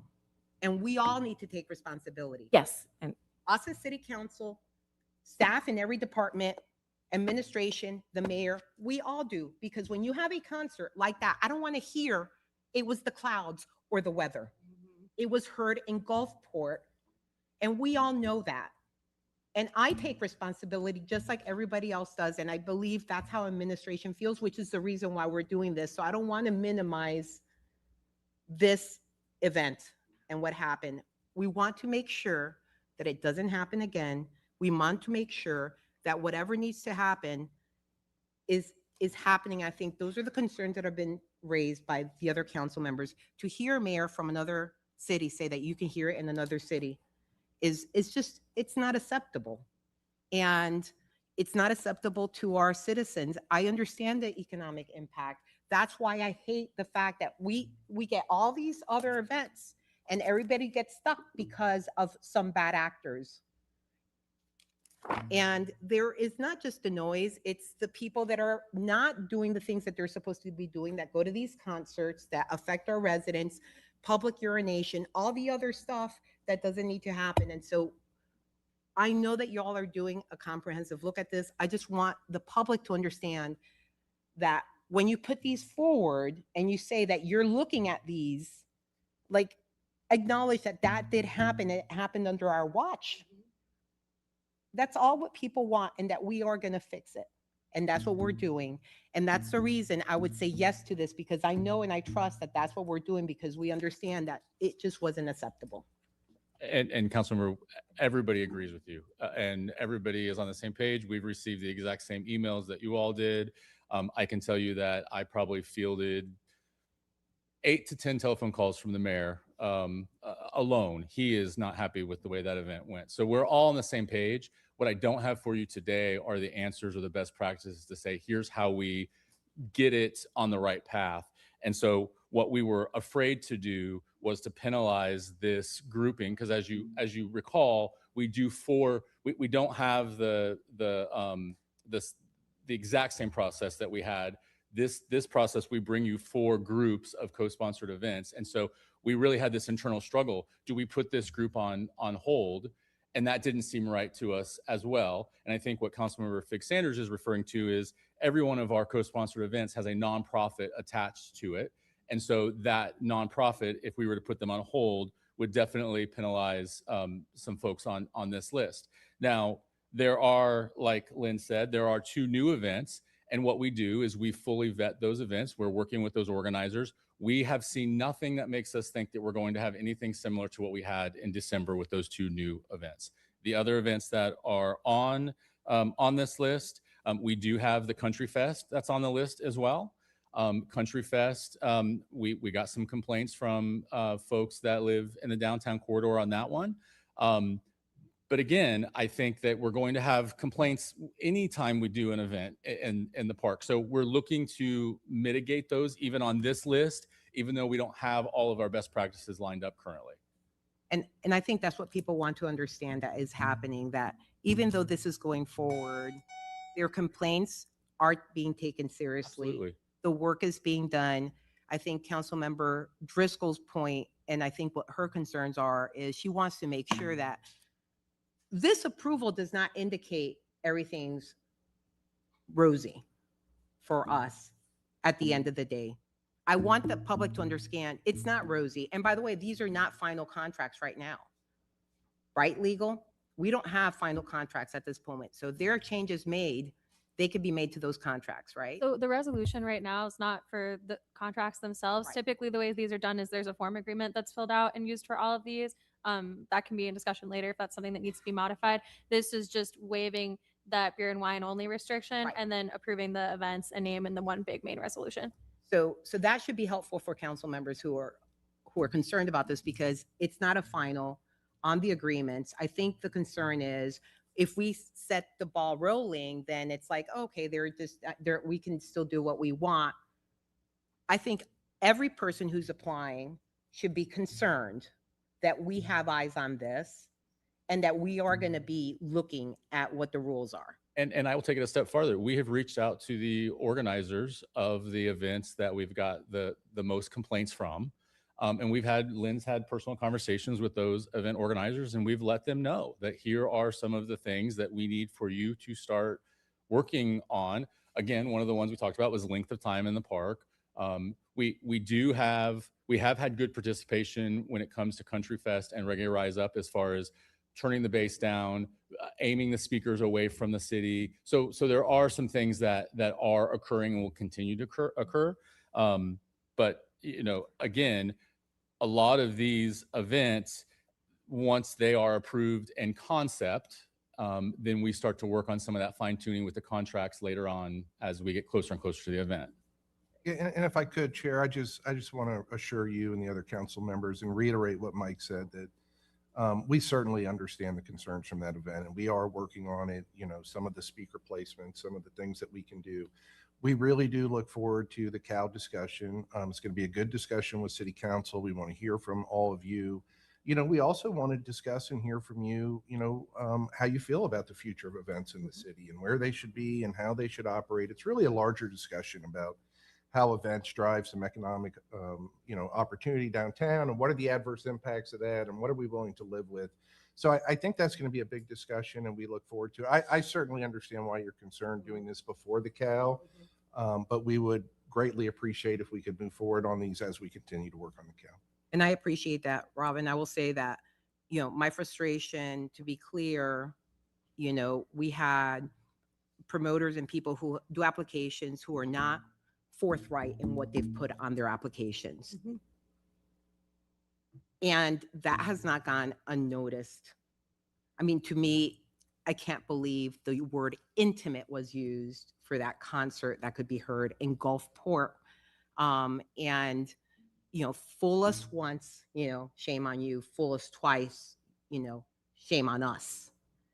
And that's how we're operating. And there is this message. I want the promoters to know that that is not going to be accepted. And there are provisions in our contracts that we can exercise where they will not have events in this city. Again, there are provisions in the contract if they do not follow the rules. That's why they are in the contract. So I've said what I've needed to say on that. Councilmember Floyd. Thank you. Vice Chair Floyd. I won't get into it too much because we will have a conversation later on. But first, I wanted to say I'm sure administration got the same phone calls we did. We all got them. Ironically, I was at a different concert in a different city when I was getting them, so it was kind of funny from my perspective. But Any best practices we can adopt? We're interested. well, it was inside, yeah. Maybe But that's the best practice. yeah, but they don't have a beautiful waterfront like we do, and so I think I just mostly wanted to say, to anyone listening, to my colleagues, like from my perspective, and correct me if I'm wrong, it seemed like it was enforcement after the fact that was a major issue for the sound concerns. And so we can have everything buttoned up, every I dotted and T crossed, and if they turn the volume up too loud, that requires noise ordinance enforcement. And so that's what I saw as the problem. And so the conversation about what we do ahead of time is important, but the enforcement afterwards, if there is someone who's doing something they shouldn't be doing, feels like what's most pertinent to me in this conversation. And so these events, I've looked through the list. There's only one in here that I'm not very familiar with, but the rest I feel very comfortable with. And I'm going to assume that since that recent, let's just call it spate of complaints, that we'll have our eyes focused on anything that comes forward in the future while we get this conversation going. But I mean, I don't know if y'all can speak to what the issue was that day or what we plan on doing going forward. But if someone's turned the volume up too loud, I assume we should just be using every tool at our disposal to get them to turn it down. So I think Chief Holloway, and he's not here, obviously, I don't want to speak for him, but my understanding is they received violations. And that's one of the things that Chair Hanowitz has asked us to, do we have enough teeth in the violations so that, day of the event, it's not working for us type of a thing? Because just as we said, we did vet this and it was listed as an intimate concert. And that's not something that would, when you're looking at it on paper, that's not something that would trigger, hey, we have an issue here. The other thing that happened with that particular event is that I think their attendance was more than they had originally estimated. And so there were a lot of little components. And what we want to find out is, what are other cities doing for that day of? Are they pulling the plug? Are they, what options are available to us? The other thing that is in place is that our noise ordinance is about a mile, if you hear up to a mile. So that may work for, many of these events, but then some of the others, it doesn't. And obviously when we had the We Belong, that was clearly, I live in Gulfport and I heard it in Gulfport, so lived it. So it's one of those things where those are some of the questions that we're asking right now. we haven't had a situation like this in many, many years that I can remember where we've had an event that could be heard all over the city.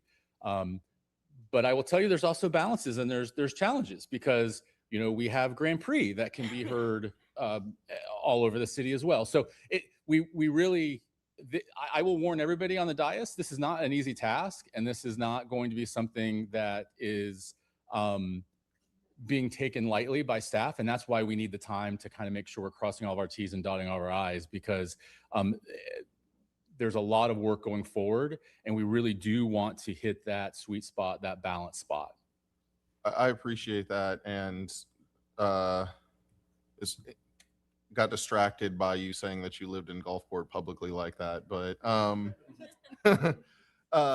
I'll just say that, you know, I bring that up because, you know, regardless of what's put into a contract or put on an application, there's noise rules. And, you know, if they had said intimate and it was a lot less intimate than they said it was going to be, but it didn't violate the noise ordinance, I don't think we're having this conversation today. So I want to make sure, I'm eager to have the conversation, but I do want to make sure that we don't get into a situation where we're choosing what kinds of events we have down there. I mean, I like EDM, I like house music a lot.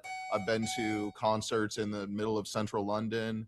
And I noticed when I got there, oh, the music's a lot quieter than I would have expected.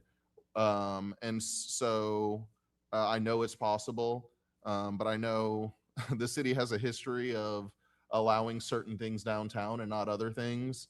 And I don't want us to go down that path either. I want to see it be open and available to any type of cultural event that we can. And so I look forward to working with y'all is what I would say. And I know that you're going to do what needs to be done, but I just don't think that we should get lost in like the fact that, you know, people violate a noise ordinance. Oh, let me mention one last thing too. You know, I mean, I'm sure there's laws around how tough, you know, fines and whatnot, how much teeth can be in our noise ordinances. But I know from my experience in working with legal, like contractually, we usually have a lot more leeway. So I assume that you're going down that path, but that's just what's in my mind right now. So I figured I'd say it out loud. Yes, Ron. Yeah, I see other people agreeing. All right.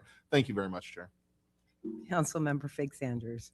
Thank you. And the memory is bad, but I do want to remind my colleagues that we used to have a co-sponsored committee where we had council members, hush, Councilmember Gertis, where we actually were on that committee, and we as a council said that we were going to trust what you all brought to us, and that I'm trying to figure out where we lost that. If we at that, because it's only been what, a couple of years that we actually disbanded that 2023. No, it hadn't been that long. Yeah, maybe 3. Yeah. So again, I just wanted to remind my colleagues that we had a voice prior to it got here, and we put our trust in the fine staff that we have standing in front of us, and that has not changed for me. So I want to thank you all for that. As you said, this is something that hadn't happened in years. And we had 3 hurricanes or 2 hurricanes in 1 year. We didn't plan for that either. So thank you for what you've done. I appreciate Councilmember Gertis making the motion, and I don't know who seconded it. But I just wanted to throw that little friendly reminder out to my colleagues that we used to have a process where we actually played a role in that, and we gave you enough credit and consideration and confidence that you would vet these events as you saw fit. So I still want to share that I have that confidence, and I do appreciate you. Thank you, Chair. And thank you, Councilmember Fig Sanders, for reminding us. We did have a committee, but this would have gone through committee like everything else. And we would have been in the same place. To be clear, it would have ended up in the same place. And by the way, for the record, the way they described the concert was I looked it up, was We Belong Here is a smaller, more intimate version of a music festival with minimalist production. So yes, Councilmember Driscoll. Thank you. I remember we had good reason to dissolve that committee. And it is because you all have done such a phenomenal job in the past on this. I don't think that the problem lies with how you evaluate applications. The enforcement can only go so far if we don't change the rules. So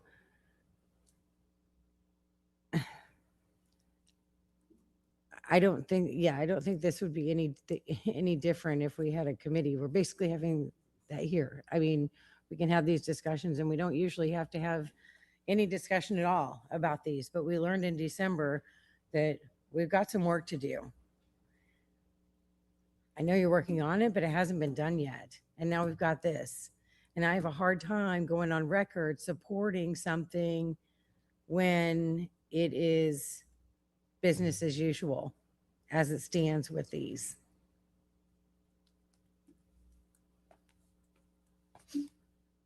I don't think there is ever a case, and I don't care what nonprofit benefits from an event, but I don't know of any event that we would book in our city that's more important than our residents, the people who live here. And so I'm going to vote against this because it's a vote for our residents and putting them first. What we should have done was just put a halt on events, at least new ones. You could have broken it down to where we could accept the ones that are rebookings that we know already have a track record with us, and put a halt on new ones until we get this sorted out. That would have been one way to approach this that I totally would have gone along with.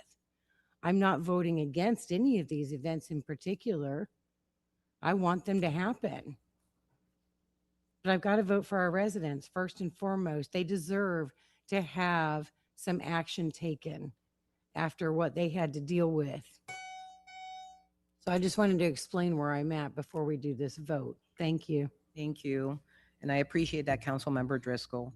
I have a hard time with this because it was my business item, obviously, but I know that there are lots of organizations here that are caught in the crosshairs because of what's happening.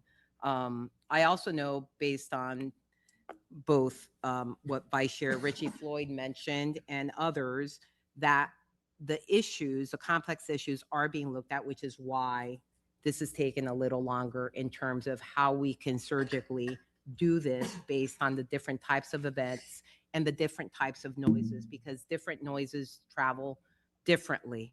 Our noise ordinance, by the way, is changed by the legal agreement, which allows for the mile. That's not our noise ordinance, and I want to make it clear. That's based on the contractual agreement. So that 5,000 feet can also change for events. And it could be looked at even more nuanced. And by the way, I know that the Grand Prix was mentioned and it's heard through the city. I want to point out that's during the day, not at night. And so there are ways that you can also look at this by times of when these events are and the noise level. So there are different ways that legal can actually do this without looking at a different type of noise or type of event. So I just want to put that out there. I am confident that based on the conversations I've had with administration and Mike and James and everyone on the team, that they are working on all the issues we've discussed. And because of that, I will vote a yes, but I will be looking at what the concerts are, the ones that are issues, to make sure that a lot of those issues are being taken care of. So with that being said, there's a motion and a second. Clerk, you please open the machine for voting. Council members, please enter your votes. Seeing that all council members have voted, clerk, could you please tally and announce the vote? Madam Chair, the motion to approve agenda items F5A through F5J passes 7-1 with council members Fix Sanders, Floyd, Gabbard, Gertis, Gibbons, Hanowitz, and Harding voting yes. Councilmember Driscoll voting no. Thank you, and thank you all for being here. Thank you. We move on to F3. Evan, hi. Hi, good afternoon. Good afternoon. I've got a presentation queuing up, but good afternoon to council and chair.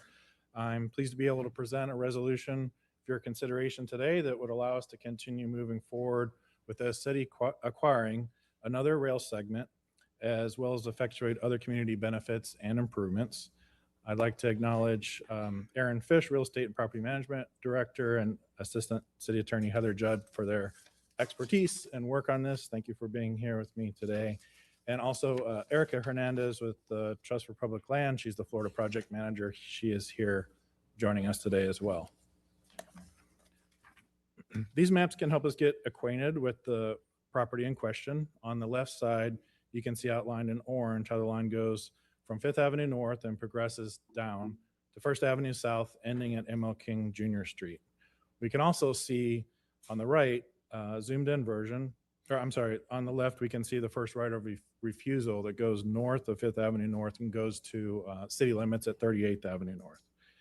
On the right, you can see the hashed area, I'm sorry, the solid black line represents the existing Pinellas Trail. And also please take note of the green and black marked existing historic Booker Creek Trail segment, which we'd be able to extend northward once the acquisition is complete. On the right-hand side is a zoomed in version where the blue hashed areas marked with the number 2 and 3 represent the blocks where we plan to lease back a portion of the line to adjacent landowners who will help cover the acquisition cost. And for some historical context, this line was originally acquired by Peter Demons of the original Orange Belt Railroad in 1888. The line is actually shown on the original plat of St. Petersburg. So why would we want to buy this property? Well, the first reason I think is apparent to any observer. The land is currently underutilized and much of it isn't adding good value to the community. And this vision has withstood the test of time. Acquiring the line and putting it to higher and better use has been adopted in many planning documents dating back to over 20 years ago when the city adopted its City Trails plan. Subsequently, the goal was reinforced in a series of adopted plans in 2013, 2017, and in 2019. Additionally, at City Council's April 16th, 2020 meeting, working towards this acquisition was unanimously supported. Here we can see the rail segment on the City Trails plan. The line is shown in the Fort Pinellas Bicycle and Pedestrian Master Plan here.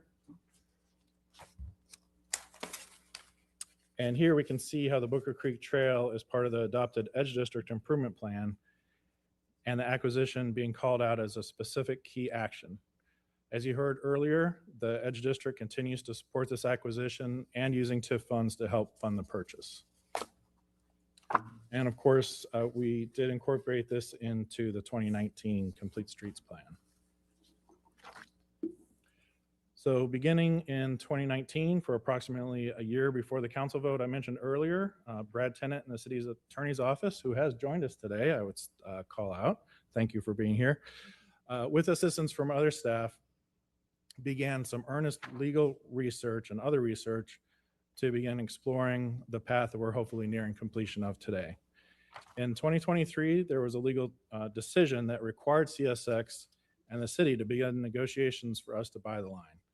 Subsequently, CSX presented an independent appraisal indicating that the line, which is almost 8 acres of prime downtown land, was worth $88 million. Because that figure was not feasible for the city, we began negotiations to 1, negotiate a lower price with CSX, and 2, find some private sector partners to help raise funds necessary to reach a deal. We also decided to work with the Trust for Public Land and Rails to Trails, bringing their national expertise to bear and help work through a complex process. Of note is that this would be the third rail acquisition in St. Petersburg. The first acquisition resulted in the Pinellas Trail opening in 1990, and then the Pinellas Trail extension that brought that trail all the way to the downtown waterfront along First Avenue South, which opened in 2008.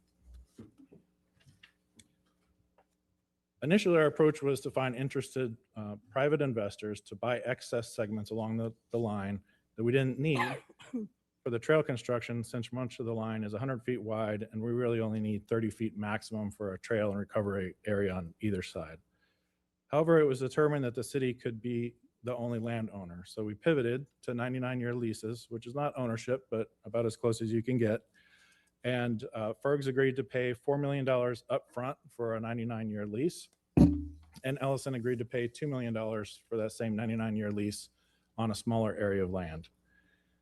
And here's where I'd like to compliment CSX on the way that they worked with us. The negotiations did take a long time, but CSX was honest and transparent through the process, and they came down to a figure, $7 million total, that we believe makes this a very good investment for the city and our private sector partners.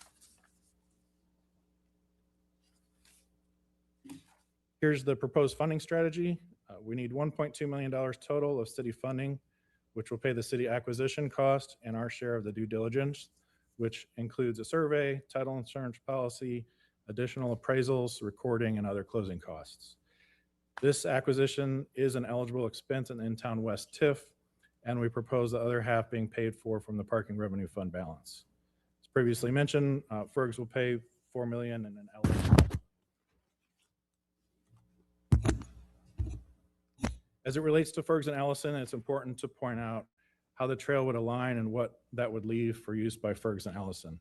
So on the Fergs block, there's already the existing beginning of a trail segment going north from the existing Pinellas Trail that goes under First Avenue South and emerges next to Fergs, approaching Central Avenue. So that leaves most of the CSX property on that block available for Fergs' continued use. On the Ellison block, they would lease the 70 eastern feet for their use, while we keep the western 70-foot width for future trail use. The purchase agreement before you today includes those two blocks being eligible for commercial uses, while the other blocks will be more restricted and which will result in open space reserved for trail and trail-related uses. So here's what would happen if City Council approves the resolution today. We will execute the agreement between the city and Trust for Public Land. Due diligence will occur, some of which has actually already started at Trust for Public Land's own risk because long lead times are involved. We'll finalize agreements with Fergs and Ellison and bring those back here for City Council consideration. Assuming all these action items move forward successfully, we will close on the property by the end of June, which involves a simultaneous sale from CSX to Trust for Public Land and Trust for Public Land to the city. Once we have ownership of the land, we plan to seek state and federal grants to assist in funding the trail construction. Depending on the findings of the environmental assessment, there could be mitigation investment required. Any required mitigation is to be determined, but it may simply be met with the construction of a trail to cap any identified contaminants. And that concludes the presentation. Be happy to take any questions from council, and we request approval of the resolution. Move approval. Second. A motion and second. Is there public comment? Yes, we do have one speaker, Madam Chair. Debbie Reeser, please go to an open podium, state your name, address, or cross street for the record. You'll have 3 minutes to address City Council. Hi, thank you for being here. My name's Debbie Reeser. I'm at 105 4th Avenue Northeast in St. Pete. I'm the past immediate president of the Edge Board. And I just want to reiterate what Nicole said earlier. We totally support this acquisition and hopefully you will all vote in favor of it. Thank you. Thank you.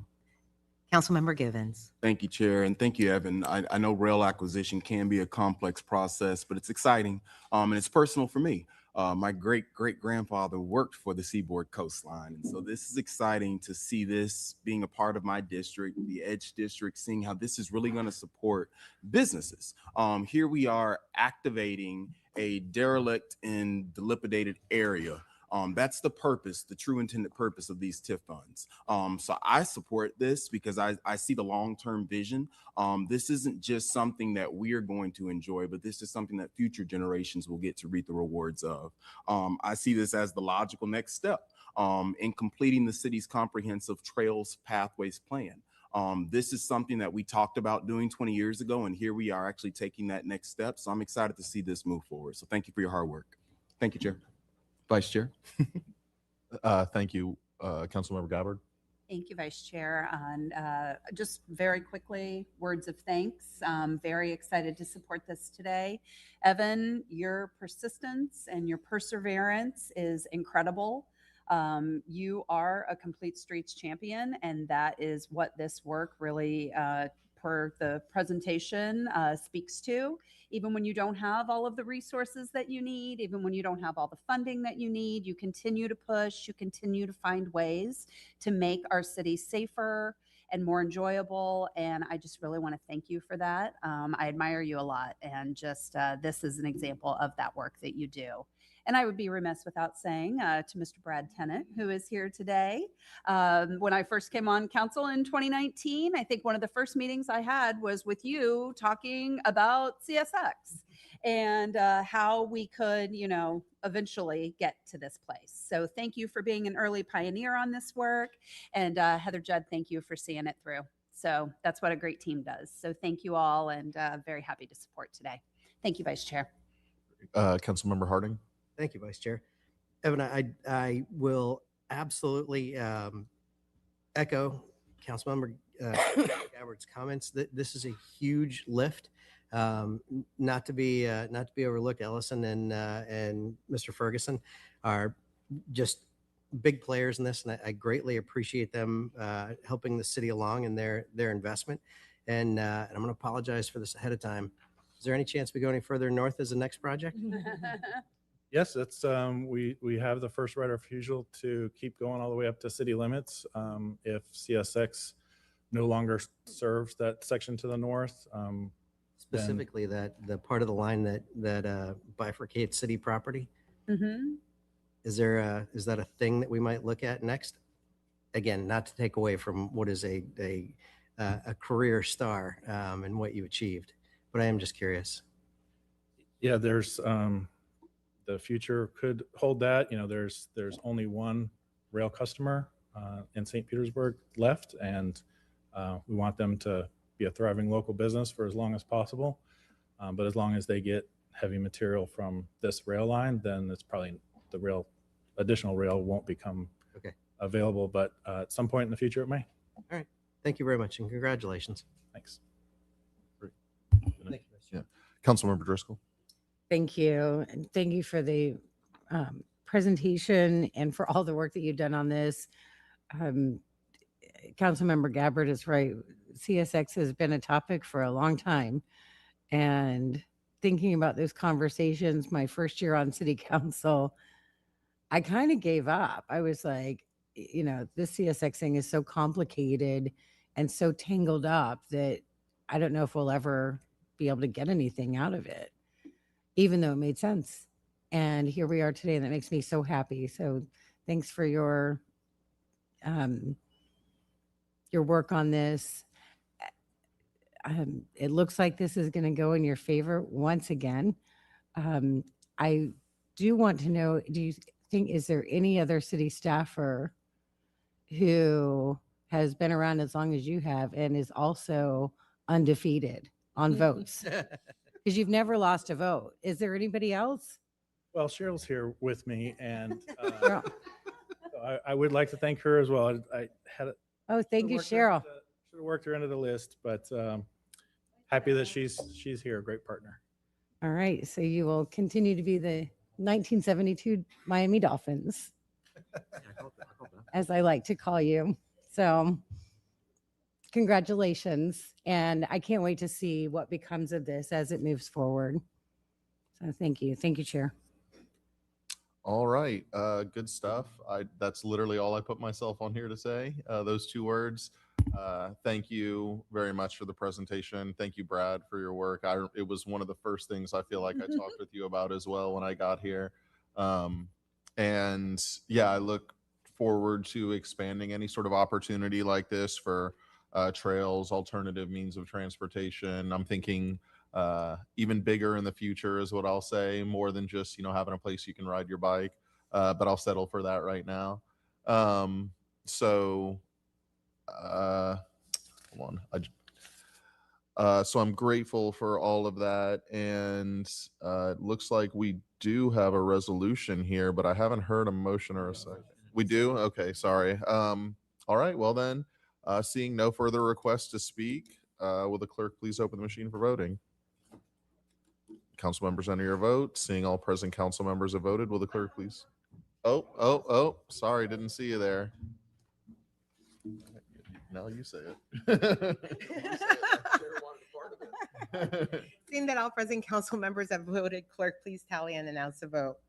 Madam Chair, the motion to approve agenda item F3 passes unanimously. Thank you, thank you. Congrats, Em. Congratulations. Thank you.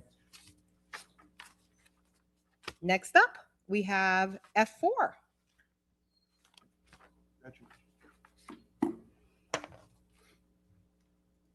Hi, Aubrey. Good afternoon, council members. Aubrey Phillips, Director of Strategic Initiatives and Grants. I'm also have with me Tyler Bridges from BDO Government Services. We're here today to report on the Consulting Services Agreement Amendment. This is for the Community Development Block Grant for Disaster Recovery. So we're recommending this afternoon approval of an amendment to the existing consulting services agreement with Horn LLP, who is now doing business as BDO Government Services. This would provide an additional $48 million to amend the total contract amount from $11.6 million to $59.7 million. And that's covering both residential recovery and relief beneficiary costs and direct intake center lease costs. I'll talk more about that in just a moment. And then also requesting authorization to execute the agreement and related documents. So first up, I want to address the name change from Horn to BDO. So Horn LLP, who we have our existing consulting services agreement with for implementation services for CDBGDR, notified us on October 8th of a planned merger with BDO USA, pursuant to which Horn has merged into a subsidiary of BDO named BDO Government Services. That merger closed on November 1st. As a matter of law, that contract between Horn and the city transferred to BDO. And as you're aware, we've have initiated these programs and intake just recently closed for our first set of residential recovery and relief programs. So this contract amendment, which we previewed with you when we brought that original consulting services agreement that handles the administrative costs of administering our residential recovery and public infrastructure mitigation programs. That's that first column you see there with the consulting services agreement. This amendment adds direct lease costs. So that $90,000 is split across the 3 residential recovery programs: rehabilitation, reconstruction, and elevation, reimbursement for repairs, and the disaster relief reimbursement program. That is for the intake service center. When we initially scoped out the consulting services agreement, we anticipated being able to find existing city facilities that we could use for an intake center. While we did find space at Enoch Davis Community Center, and that's been a very successful satellite service center, the available space was limited and we really needed more space for an intake center. So that direct lease cost is reflected in this amendment. And then the remainder, the bulk of this amendment increase, is for direct beneficiary awards. So these are costs that are passing through BDO or would pass through BDO directly to benefit residents of St. Petersburg, whether that's through construction costs associated with repair and reconstruction and elevation awards, or for direct grant payments. The main reason we wanted to move forward with incorporating this as part of the scope of what BDO would do is, one, it's directly passing through those costs. There is not a percentage that BDO is getting of these expenses to provide those benefits to our residents. There's a lot of administrative efficiencies in terms of having them administer those construction contracts directly, as well as the grant payments directly. And thirdly, it really gave our residents a lot of autonomy and options in terms of how they receive their grant awards. So for those disaster relief payments and the reimbursement for repairs, it'll be up to the individual resident. Will get to tell us whether they'd like to get their grant payment through a digital wallet, a direct deposit, or a check. And that is in the hands of the applicant and is functionality that was they were readily able to support. Just a quick reminder on the background of how we got here. This agreement and the amendment stems from the request for proposals 25090. That was a competitive procurement process that we issued in January of 2025 for comprehensive disaster recovery and emergency management consulting services. We pre-qualified 5 vendors through that RFP, and agreements are executed on a project-specific basis. The agreement with BDO for the consulting services they're currently providing was one of those agreements, and that previously came to council last summer. And these costs are reimbursable under our HUD CDBG DR grant. These are direct activity delivery costs associated with delivering these benefits to our residents. And so finally, our staff recommendation is to approve the resolution before you that authorizes assignment, assumption, and First Amendment to the consulting services agreement with Horn for a total contract amount as amended that should not exceed $59,700,581. One quick note here, because we know that these programs are fluid.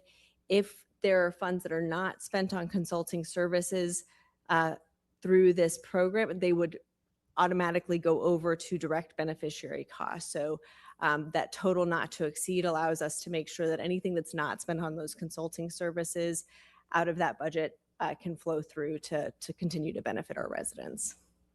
With that, I'll take any questions you may have. Great. Thank you. Councilmember Gabbard. Thank you, Chair, and thank you for the presentation. I just have one quick question. It was brought up this morning. I brought it up in our LAIR committee about the 25 million for the infrastructure mitigation.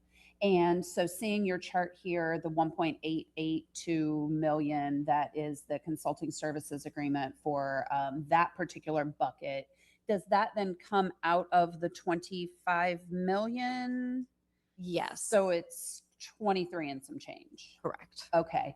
All right. Just want to make sure, I'm aware of just kind of how those dollars flow and just kind of monitoring that to make sure, as we've discussed, that we're really looking at projects where we can do the most benefit for the community, recognizing that if those projects are over, like the project I mentioned this morning in Clam Bayou, this will eat into that money that we have a little bit. So we'll have to find that extra buffer. Yep. And I also wanted to address, and thank you for bringing up this point, is that if we don't end up using that, needing that full 1.8 million for grant management purposes related to that program, that'll go back to the project delivery cost. Got it. Okay. Yeah. So I just want to say, I think the work that BDO has done for us so far has been exceptional.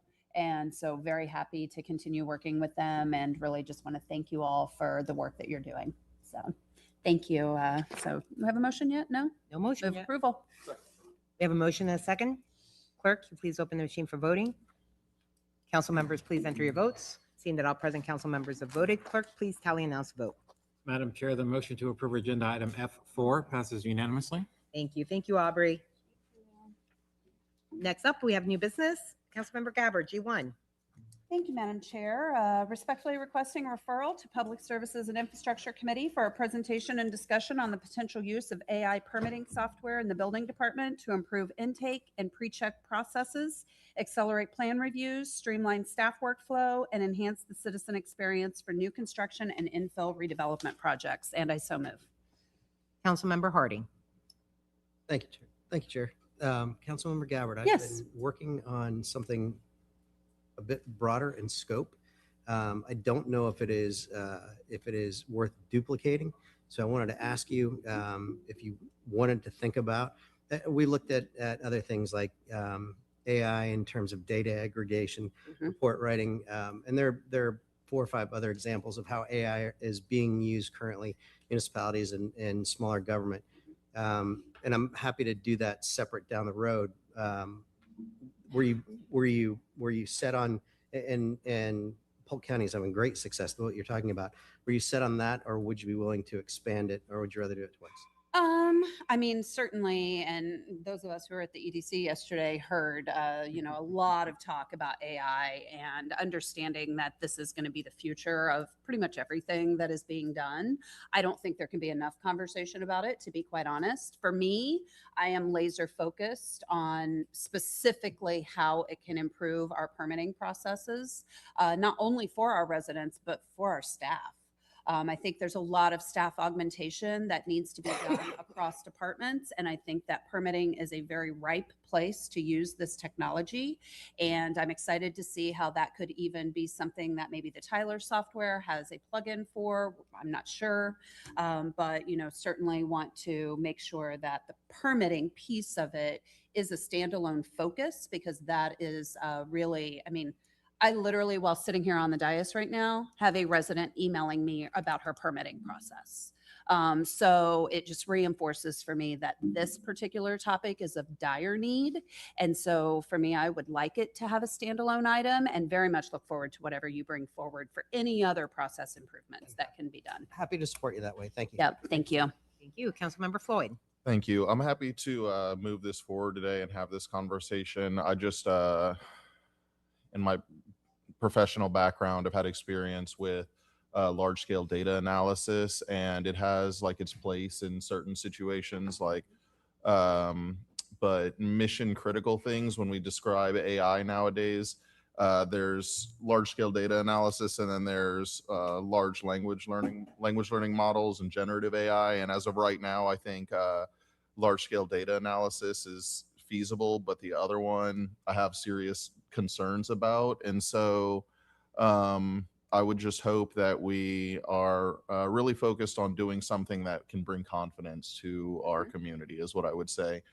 Because I just disagree with your statement that AI is the future of everything as of right now, based off my background in this kind of thing. And so I'm not going to stop us from having a conversation, but I want to let you all know that I'm going in with skepticism immediately. Thank you. You're welcome. Councilmember Gurdon. Thank you, Madam Chair. I'm happy to support the item. Councilmember Gabbard, are you planning on having somebody from Tyler there? I think I'm going to work with administration on it. I mean, to be quite honest, I haven't had an actual conversation with administration about this. Just knowing how the referral lists are, kind of got to get it in the queue so you can start working on it. So, yeah. If you don't mind. Yeah, not at all. We're happy to work with you, Councilmember Gabbard. We've had some initial research. We are looking at this, so we can share with you what we've been doing and prepare a plan for it. Perfect. And Spark Labs and Becca Brown, certainly a resource for this as well. Yeah, I saw some presentations that I think certainly attached to this at Spark. And I just know that we've just made a very significant investment into Tyler. And so I'd want to make sure that it's working in parallel with that. That would be my, as long as you heard me on that, I'm all good. Yep. Thank you, Madam Chair. Okay, I have a motion. I need a second. Second. Motion and a second. Clerk, you please open the machine for voting. Council members, please enter your votes. Seeing now present council members have voted. Clerk, please tally and announce the vote. Madam Chair, the motion to approve agenda item G1 passes unanimously. Thank you. We move on to H1. Councilmember Gabbard. All right, thank you. And these are separate. Yes, they are. Okay. Okay, so for H1, this is a cleanup of the HERS referral list from our conversation. So this is respectfully requesting City Council approval to expand the scope of the HERS referral item list to be notated as follows. Respectfully requesting a referral to the Health, Energy, Resiliency, and Sustainability Committee for a discussion regarding the exploration of municipally owned or supported grocery stores in food deserts within the city. And I'll just give the background for those who maybe were not tuned in to that meeting. This is an ongoing conversation we've been having. The original item was municipally owned after some action that was taken that we're going to discuss next. Then the conversation shifted to making sure that we also have the opportunity to talk about future supported, not just owned, as a cohesive conversation. So with that, I will move approval. Second. Okay. So we're dealing with H1A right now, which is which Councilmember Gabbard just spoke about. I know they were public. Okay, I want to make sure because there are two items, and I have a feeling that public comment is for B, not A. Yes. And we're just talking about right now a referral item. Councilmember Givens. Thank you very much, Chair. And I just want to remind my colleagues, I am a proud member of One Community. So I'm going to be recusing myself from this vote, just like I did in committee. So I'm going to be abstaining. So I just wanted to let you all know that I'll be stepping out for this vote. Thank you. And I think you're going to be stepping out for H1B. Okay, just for the record, you will be here for the first vote. You can still vote for the first one, which is H1A, Councilmember Givens, which is, okay. So we have a motion. I need a second. There was a second? Okay. I didn't hear. I'm sorry. Motion and a second. Clerk, you please open the machine for voting. Council members, please enter your votes. Seeing that all council members have voted, clerk, please tally and announce the vote. Madam Chair, the motion to approve agenda item H1A passes unanimously. Okay, great. We have H1B now. Councilmember Gabbard. Respectfully requesting City I'm Council. sorry, Madam Chair. I'm sorry. The reason, Councilmember Givens, Councilmember Givens, sorry. did you state your reason for your recusal on the record? Yes, I did. For the record, I'm a member of One Community and I want to prevent there being any perception of a conflict of interest. So that's why I'm recusing myself. Thank you. Okay. Yep. Thank you. I think you have legals okay. Respectfully requesting City Council approval of a resolution supporting One Community Grocery Co-op, requesting the administration provide partnership support in the amount of $50,000 to the One Community Grocery Co-op to further the goals of the Healthy Food Action Plan. And there is a resolution attached, and I so move. Second. We have a motion and a second, and we have public comment. I'm going to call two speakers at a time. When I call your name, please go to an open podium, state your name, address, or cross street for the record, and you will have 3 minutes to address City Council. The first two speakers are Leslie Bowman and Erica Hardison.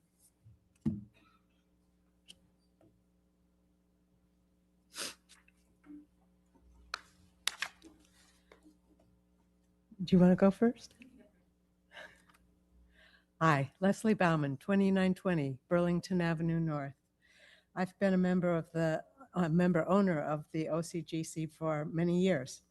Thank you for your support of community-owned grocery. I hope it's unanimous. Not only will it bring healthy food to the South Side, it will employ local residents and keep money circulating in the area. It will also strengthen the community. I've visited co-ops from Kalamazoo to Silver City to Seattle, where people reap the benefits rather than being exploited by profiteers. Thanks. Thank you. Great. Good afternoon. Good afternoon, everyone. Erica Hardison, 13th Street and 24th Avenue South. Again, my name is Erica Zenzele Hardison, and I live, work, and play in St. Petersburg. And thank you for the opportunity to speak today. I'm here to respectfully ask you approve the resolution supporting One Community Grocery Co-op, a community-owned grocery initiative that is working to expand food access, health, and nutrition, strengthen our economy, and build community wealth right here in St. Petersburg. Over the past year, One Community Grocery Co-op has continued to demonstrate what community-led development looks like in action. We have had a significant growth in our membership, over 140%, and we are now over 185 members strong and growing, deepening our partnerships with local farmers and organizations, and expanding our outreach and educational programming focused on healthy food access and cooperative economics. This work has been powered by residents, volunteers, and community stakeholders who believe in building solutions together. This is not just about opening a grocery store, it's about creating a reliable source of healthy food in the area that has long experienced gaps in access. It is about supporting local farmers and food entrepreneurs. It is about creating jobs and keeping dollars circulating in our local economy. And it is about ensuring that residents have ownership and voice in the resources that are essential to our everyday life. The resolution before you represents an opportunity to affirm the City of St. Petersburg's commitment to its residents, their health, and economic development. Supporting this initiative sends a clear message that our city values community-driven solutions and believes in investing in projects that uplift residents and strengthen our neighborhoods. The momentum is here. The community is supporting the community support is here. What we need now is continued partnership and approval of this resolution to help move the work forward. Again, I respectfully ask that you vote yes to approve this resolution and stand with residents and stakeholders who are working to bring a community-owned grocery store to life in St. Petersburg. Thank you for your time, your leadership, and your continued service to the city. Thank you. The next two speakers are Ellen Syvertson and Franklin Alves. Please go to an open podium, state your name and address or cross street for the record. You'll have 3 minutes to address City Council. Franklin left.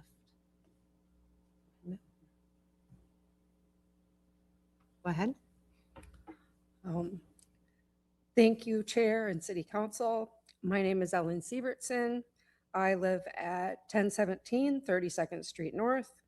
I am a member owner of One Community Grocery Co-op, and I just wanted to encourage you all to vote yes on the resolution for the funding for One Community Grocery Co-op. I grew up with co-ops. My mother helped start one in 1977 in Minnesota, and that is still a viable, active grocery store now. And I believe that our co-op will also be a long-term solution for South St. Pete to have access to healthy food. So thank you. Thank you. Madam Chair, the Franklin Alves, his card indicated that he was for the item. Okay. The final speaker is Jerome King. Please go to an open podium, state your name and address or cross street for the record. You'll have 3 minutes to address City Council.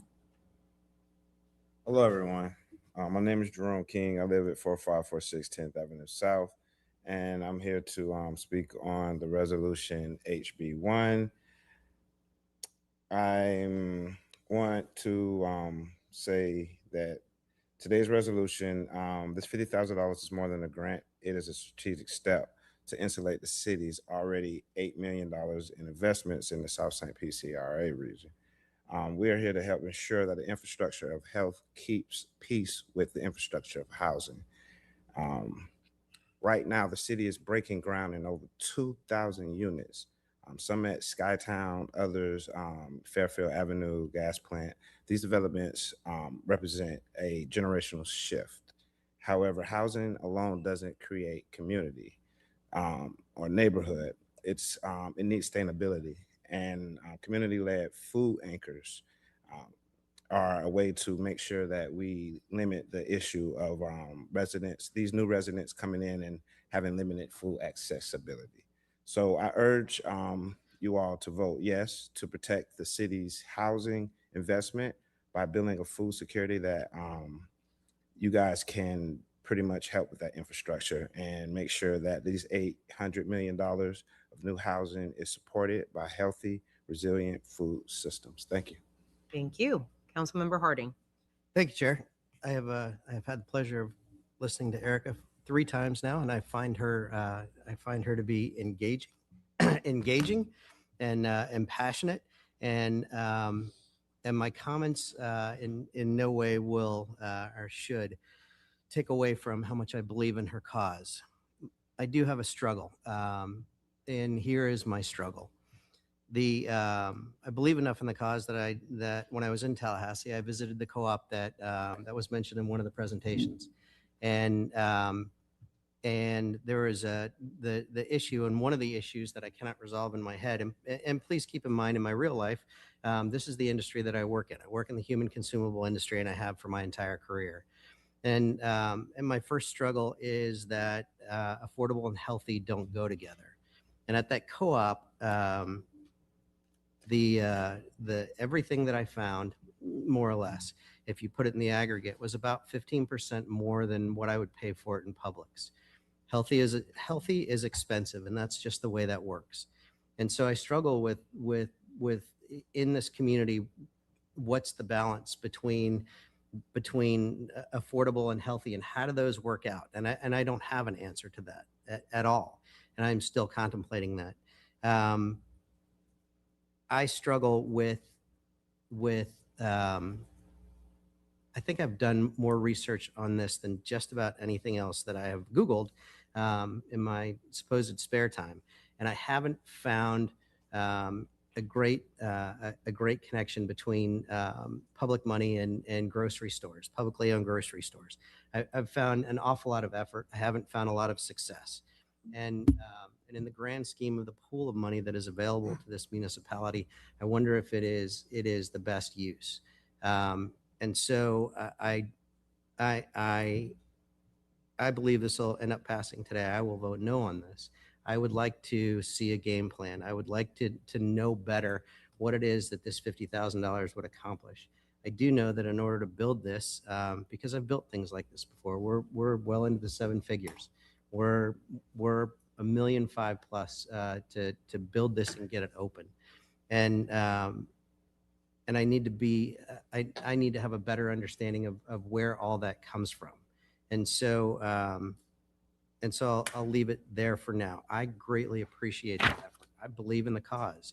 I don't know that the funding source is public government, but I appreciate the effort, and that's where I'll leave it. Thank you. Chair. Councilmember Gabbard. Thank you, Chair. So my questions will be brief. It was just really a follow-up for administration. So in the conversations that we had, and I went back and re-listened to the entire thing to make sure that, you know, in the hopes that this passes today, that we have our next steps in line. And so I wanted to make sure, and I should probably maybe just let Councilmember Driscoll take it, but I did go back and re-listen and just wanted to make sure you and I, you know, get that follow-up that we need for the request that you had made. The words exactly that Councilwoman Driscoll used was a request for staff from the greenhouse to assist in capacity building with the co-op. And then the response from staff about the request was that there was a commitment for service providers to assist with capacity building for the co-op. So I wanted to understand, now that I've gone back and listened to it again, what the difference in that terminology is within the greenhouse, because I think staff implicates that we as a city and our resources, we are going to work with the co-op to help them be able to stand up whatever it looks like for next steps. But then when I heard those words service providers, I didn't know if that meant something else. So I needed to kind of understand that and make sure that you all have had conversations since the HERS meeting about how we're going to move forward if this passes, and really assisting for what I'm hearing Councilmember Harding's concern is, which is like, how is this really feasible? How does this move forward? And I think that support that the committee is asking for is very important to that. So I appreciate that, council member, and I'm not sure that I can fully answer your question specifically, but I'll say a few things. And I think that was Ms. Falve who made those comments. And I don't know if she's here or if she's in the back room. Maybe she'll come out while we're having this conversation and she can address that. But what I will say is that we are supportive of the One Community Co-op. We do think that there's a place in St. Petersburg for a food co-op within the food system that we have in the city. So if this were to pass today, we are prepared to move forward on it. I did have an initial discussion with One Community on Tuesday about a potential scope of work for that money.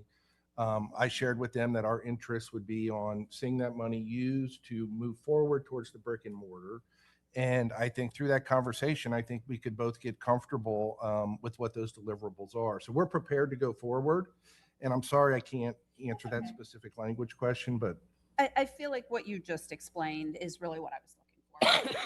Commitment. This resolution is a commitment from City Council that we support food sovereignty in our community. That's what that is.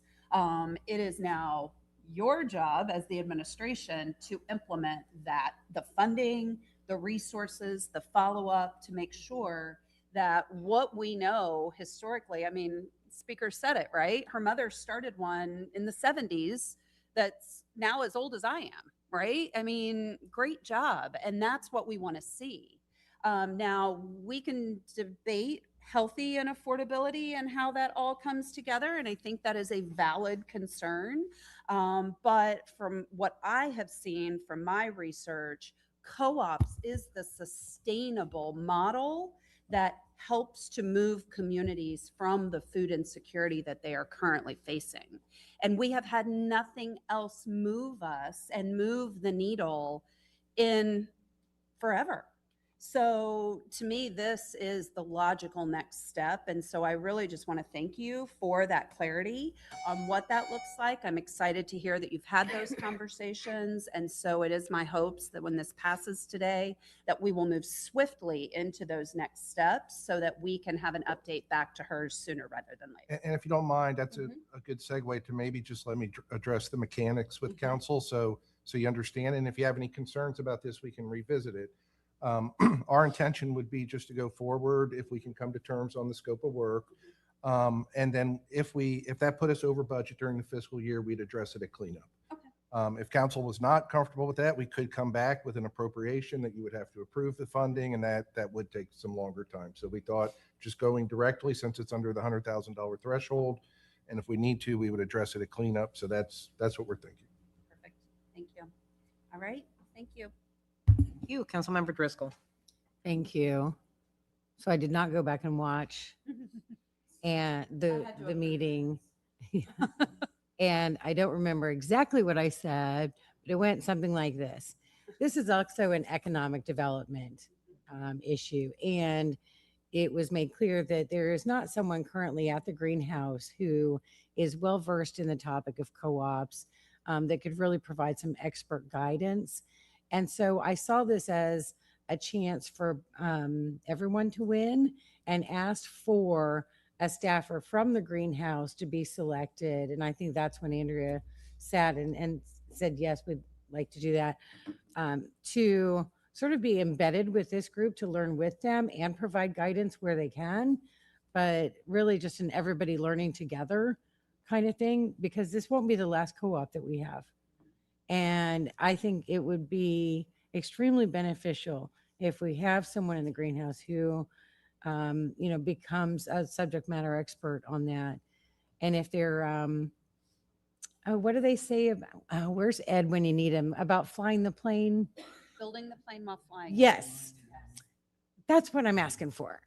But I'm really confident that you've got great people at the greenhouse. I know one of them might have a special interest in this. And while I wish that was in the resolution as well, to make it clear that that's what we wanted to, it sounds like everyone has heard me. I know Andrea did, and I feel pretty comfortable with that, as long as it's still in the plan. Yes, ma'am. Great. Thank you. Thank you, Councilmember Gertis. Thank you, Madam Chair. Rob, thanks for bringing up the process of it all, because that was going to be my question. So if we're over budget, we'll do it at cleanup. So have you identified what bucket that'll come out of? We're going to discuss it. We're going to take a look at our options and see maybe if we're under somewhere, what would be better than somewhere else. But I would say it's probably either going to come from economic development or maybe from George Smith's shop. So we're looking at it. All right. Thank you. That was my only concern, because literally 2 or 3 weeks ago, I had talked about we need to identify the bucket. And so I'm very appreciative of that. I am very supportive of this, but my solo concern was talking out of two sides of my mouth. So very, very much appreciate it. And thanks to administration for identifying that and your willingness to work on that with us. That's all I have. Thank you, Madam Chair. Thank you. So first, thank you for everyone that joined us here today on this and for your work in the co-op. I know that Florida does not have a big co-op culture because I visit family, well, my husband's family, not my family, in Wisconsin. Wisconsin has a big co-op culture, which I think helps when you have co-ops. And so that's something that you need to build. So I understand some of the concerns you have, Councilmember Harding, because there are some struggles with it, especially in an area where the culture is not established, and it has been successful in different areas. I think because there has been a co-op culture established. I do agree with Councilmember Driscoll. I think if we are giving funding for something like this and we have a healthy food action plan, there should be something. And Rob, I appreciate everything you added, and the administration is supportive and you're working on a scope of work. I do think that there should be language in there that if this is for what it's being sought for, which is feasibility and all these other things, there should be something where we get something in return in terms of co-ops and what Councilmember Driscoll was talking about. I think that's important because what I've seen is we have different programs that are trying to touch on food insecurity, and you all just released a grant that I provided and I sent them, which was for $50,000, which is for the healthy neighborhood stores. You all decided to go a different route, but there is a grant, and I'm trying to make sure that whatever efforts we're doing in this space is not just here, there, and willy-nilly. There should be some conciseness. So I'm supportive because I know that that's what y'all are going to do. But I do want to make sure that we do get information back in terms of what co-ops are and the success of them and all that, because I do agree with Councilmember Harding. This is much more expensive than people realize it's going to be. Yeah, So, and if I could just say, we want to encourage people to use our existing grants. Too, right. And, it's our first choice is not to do something out of the budget cycle, but, this has been something we've been working on. It's clear that there's council support. We're willing to work together on this. Right. And the reality is it's honestly, this is under $100,000. Frankly, it should be something where if administration says that they're going to do it, it should be enough, but we have a resolution before us and that's the way we're going. So there's a motion and a second. And Councilmember Fig Sanders, I just realized that you have pressed your button. Because I just pressed it. So thank you so much. I just, want to, first of all, thank One Community for being steadfast and committed. You all are not new to this. You are absolutely true to this. And I have to agree with Councilmember Gertis in regards to speaking out of both sides of my mouth, because when I met with you, my comment was, where we're getting money from. So thank you, Administrative Gertis, for kind of giving me an insight of where we can possibly fund this. But as far as One Community is concerned, you always have my support because what you are doing is what we need. We have people purchasing food from Dollar General stores because we do not have access to healthy eating. And I will tell you, years of unhealthy eating catches up to you.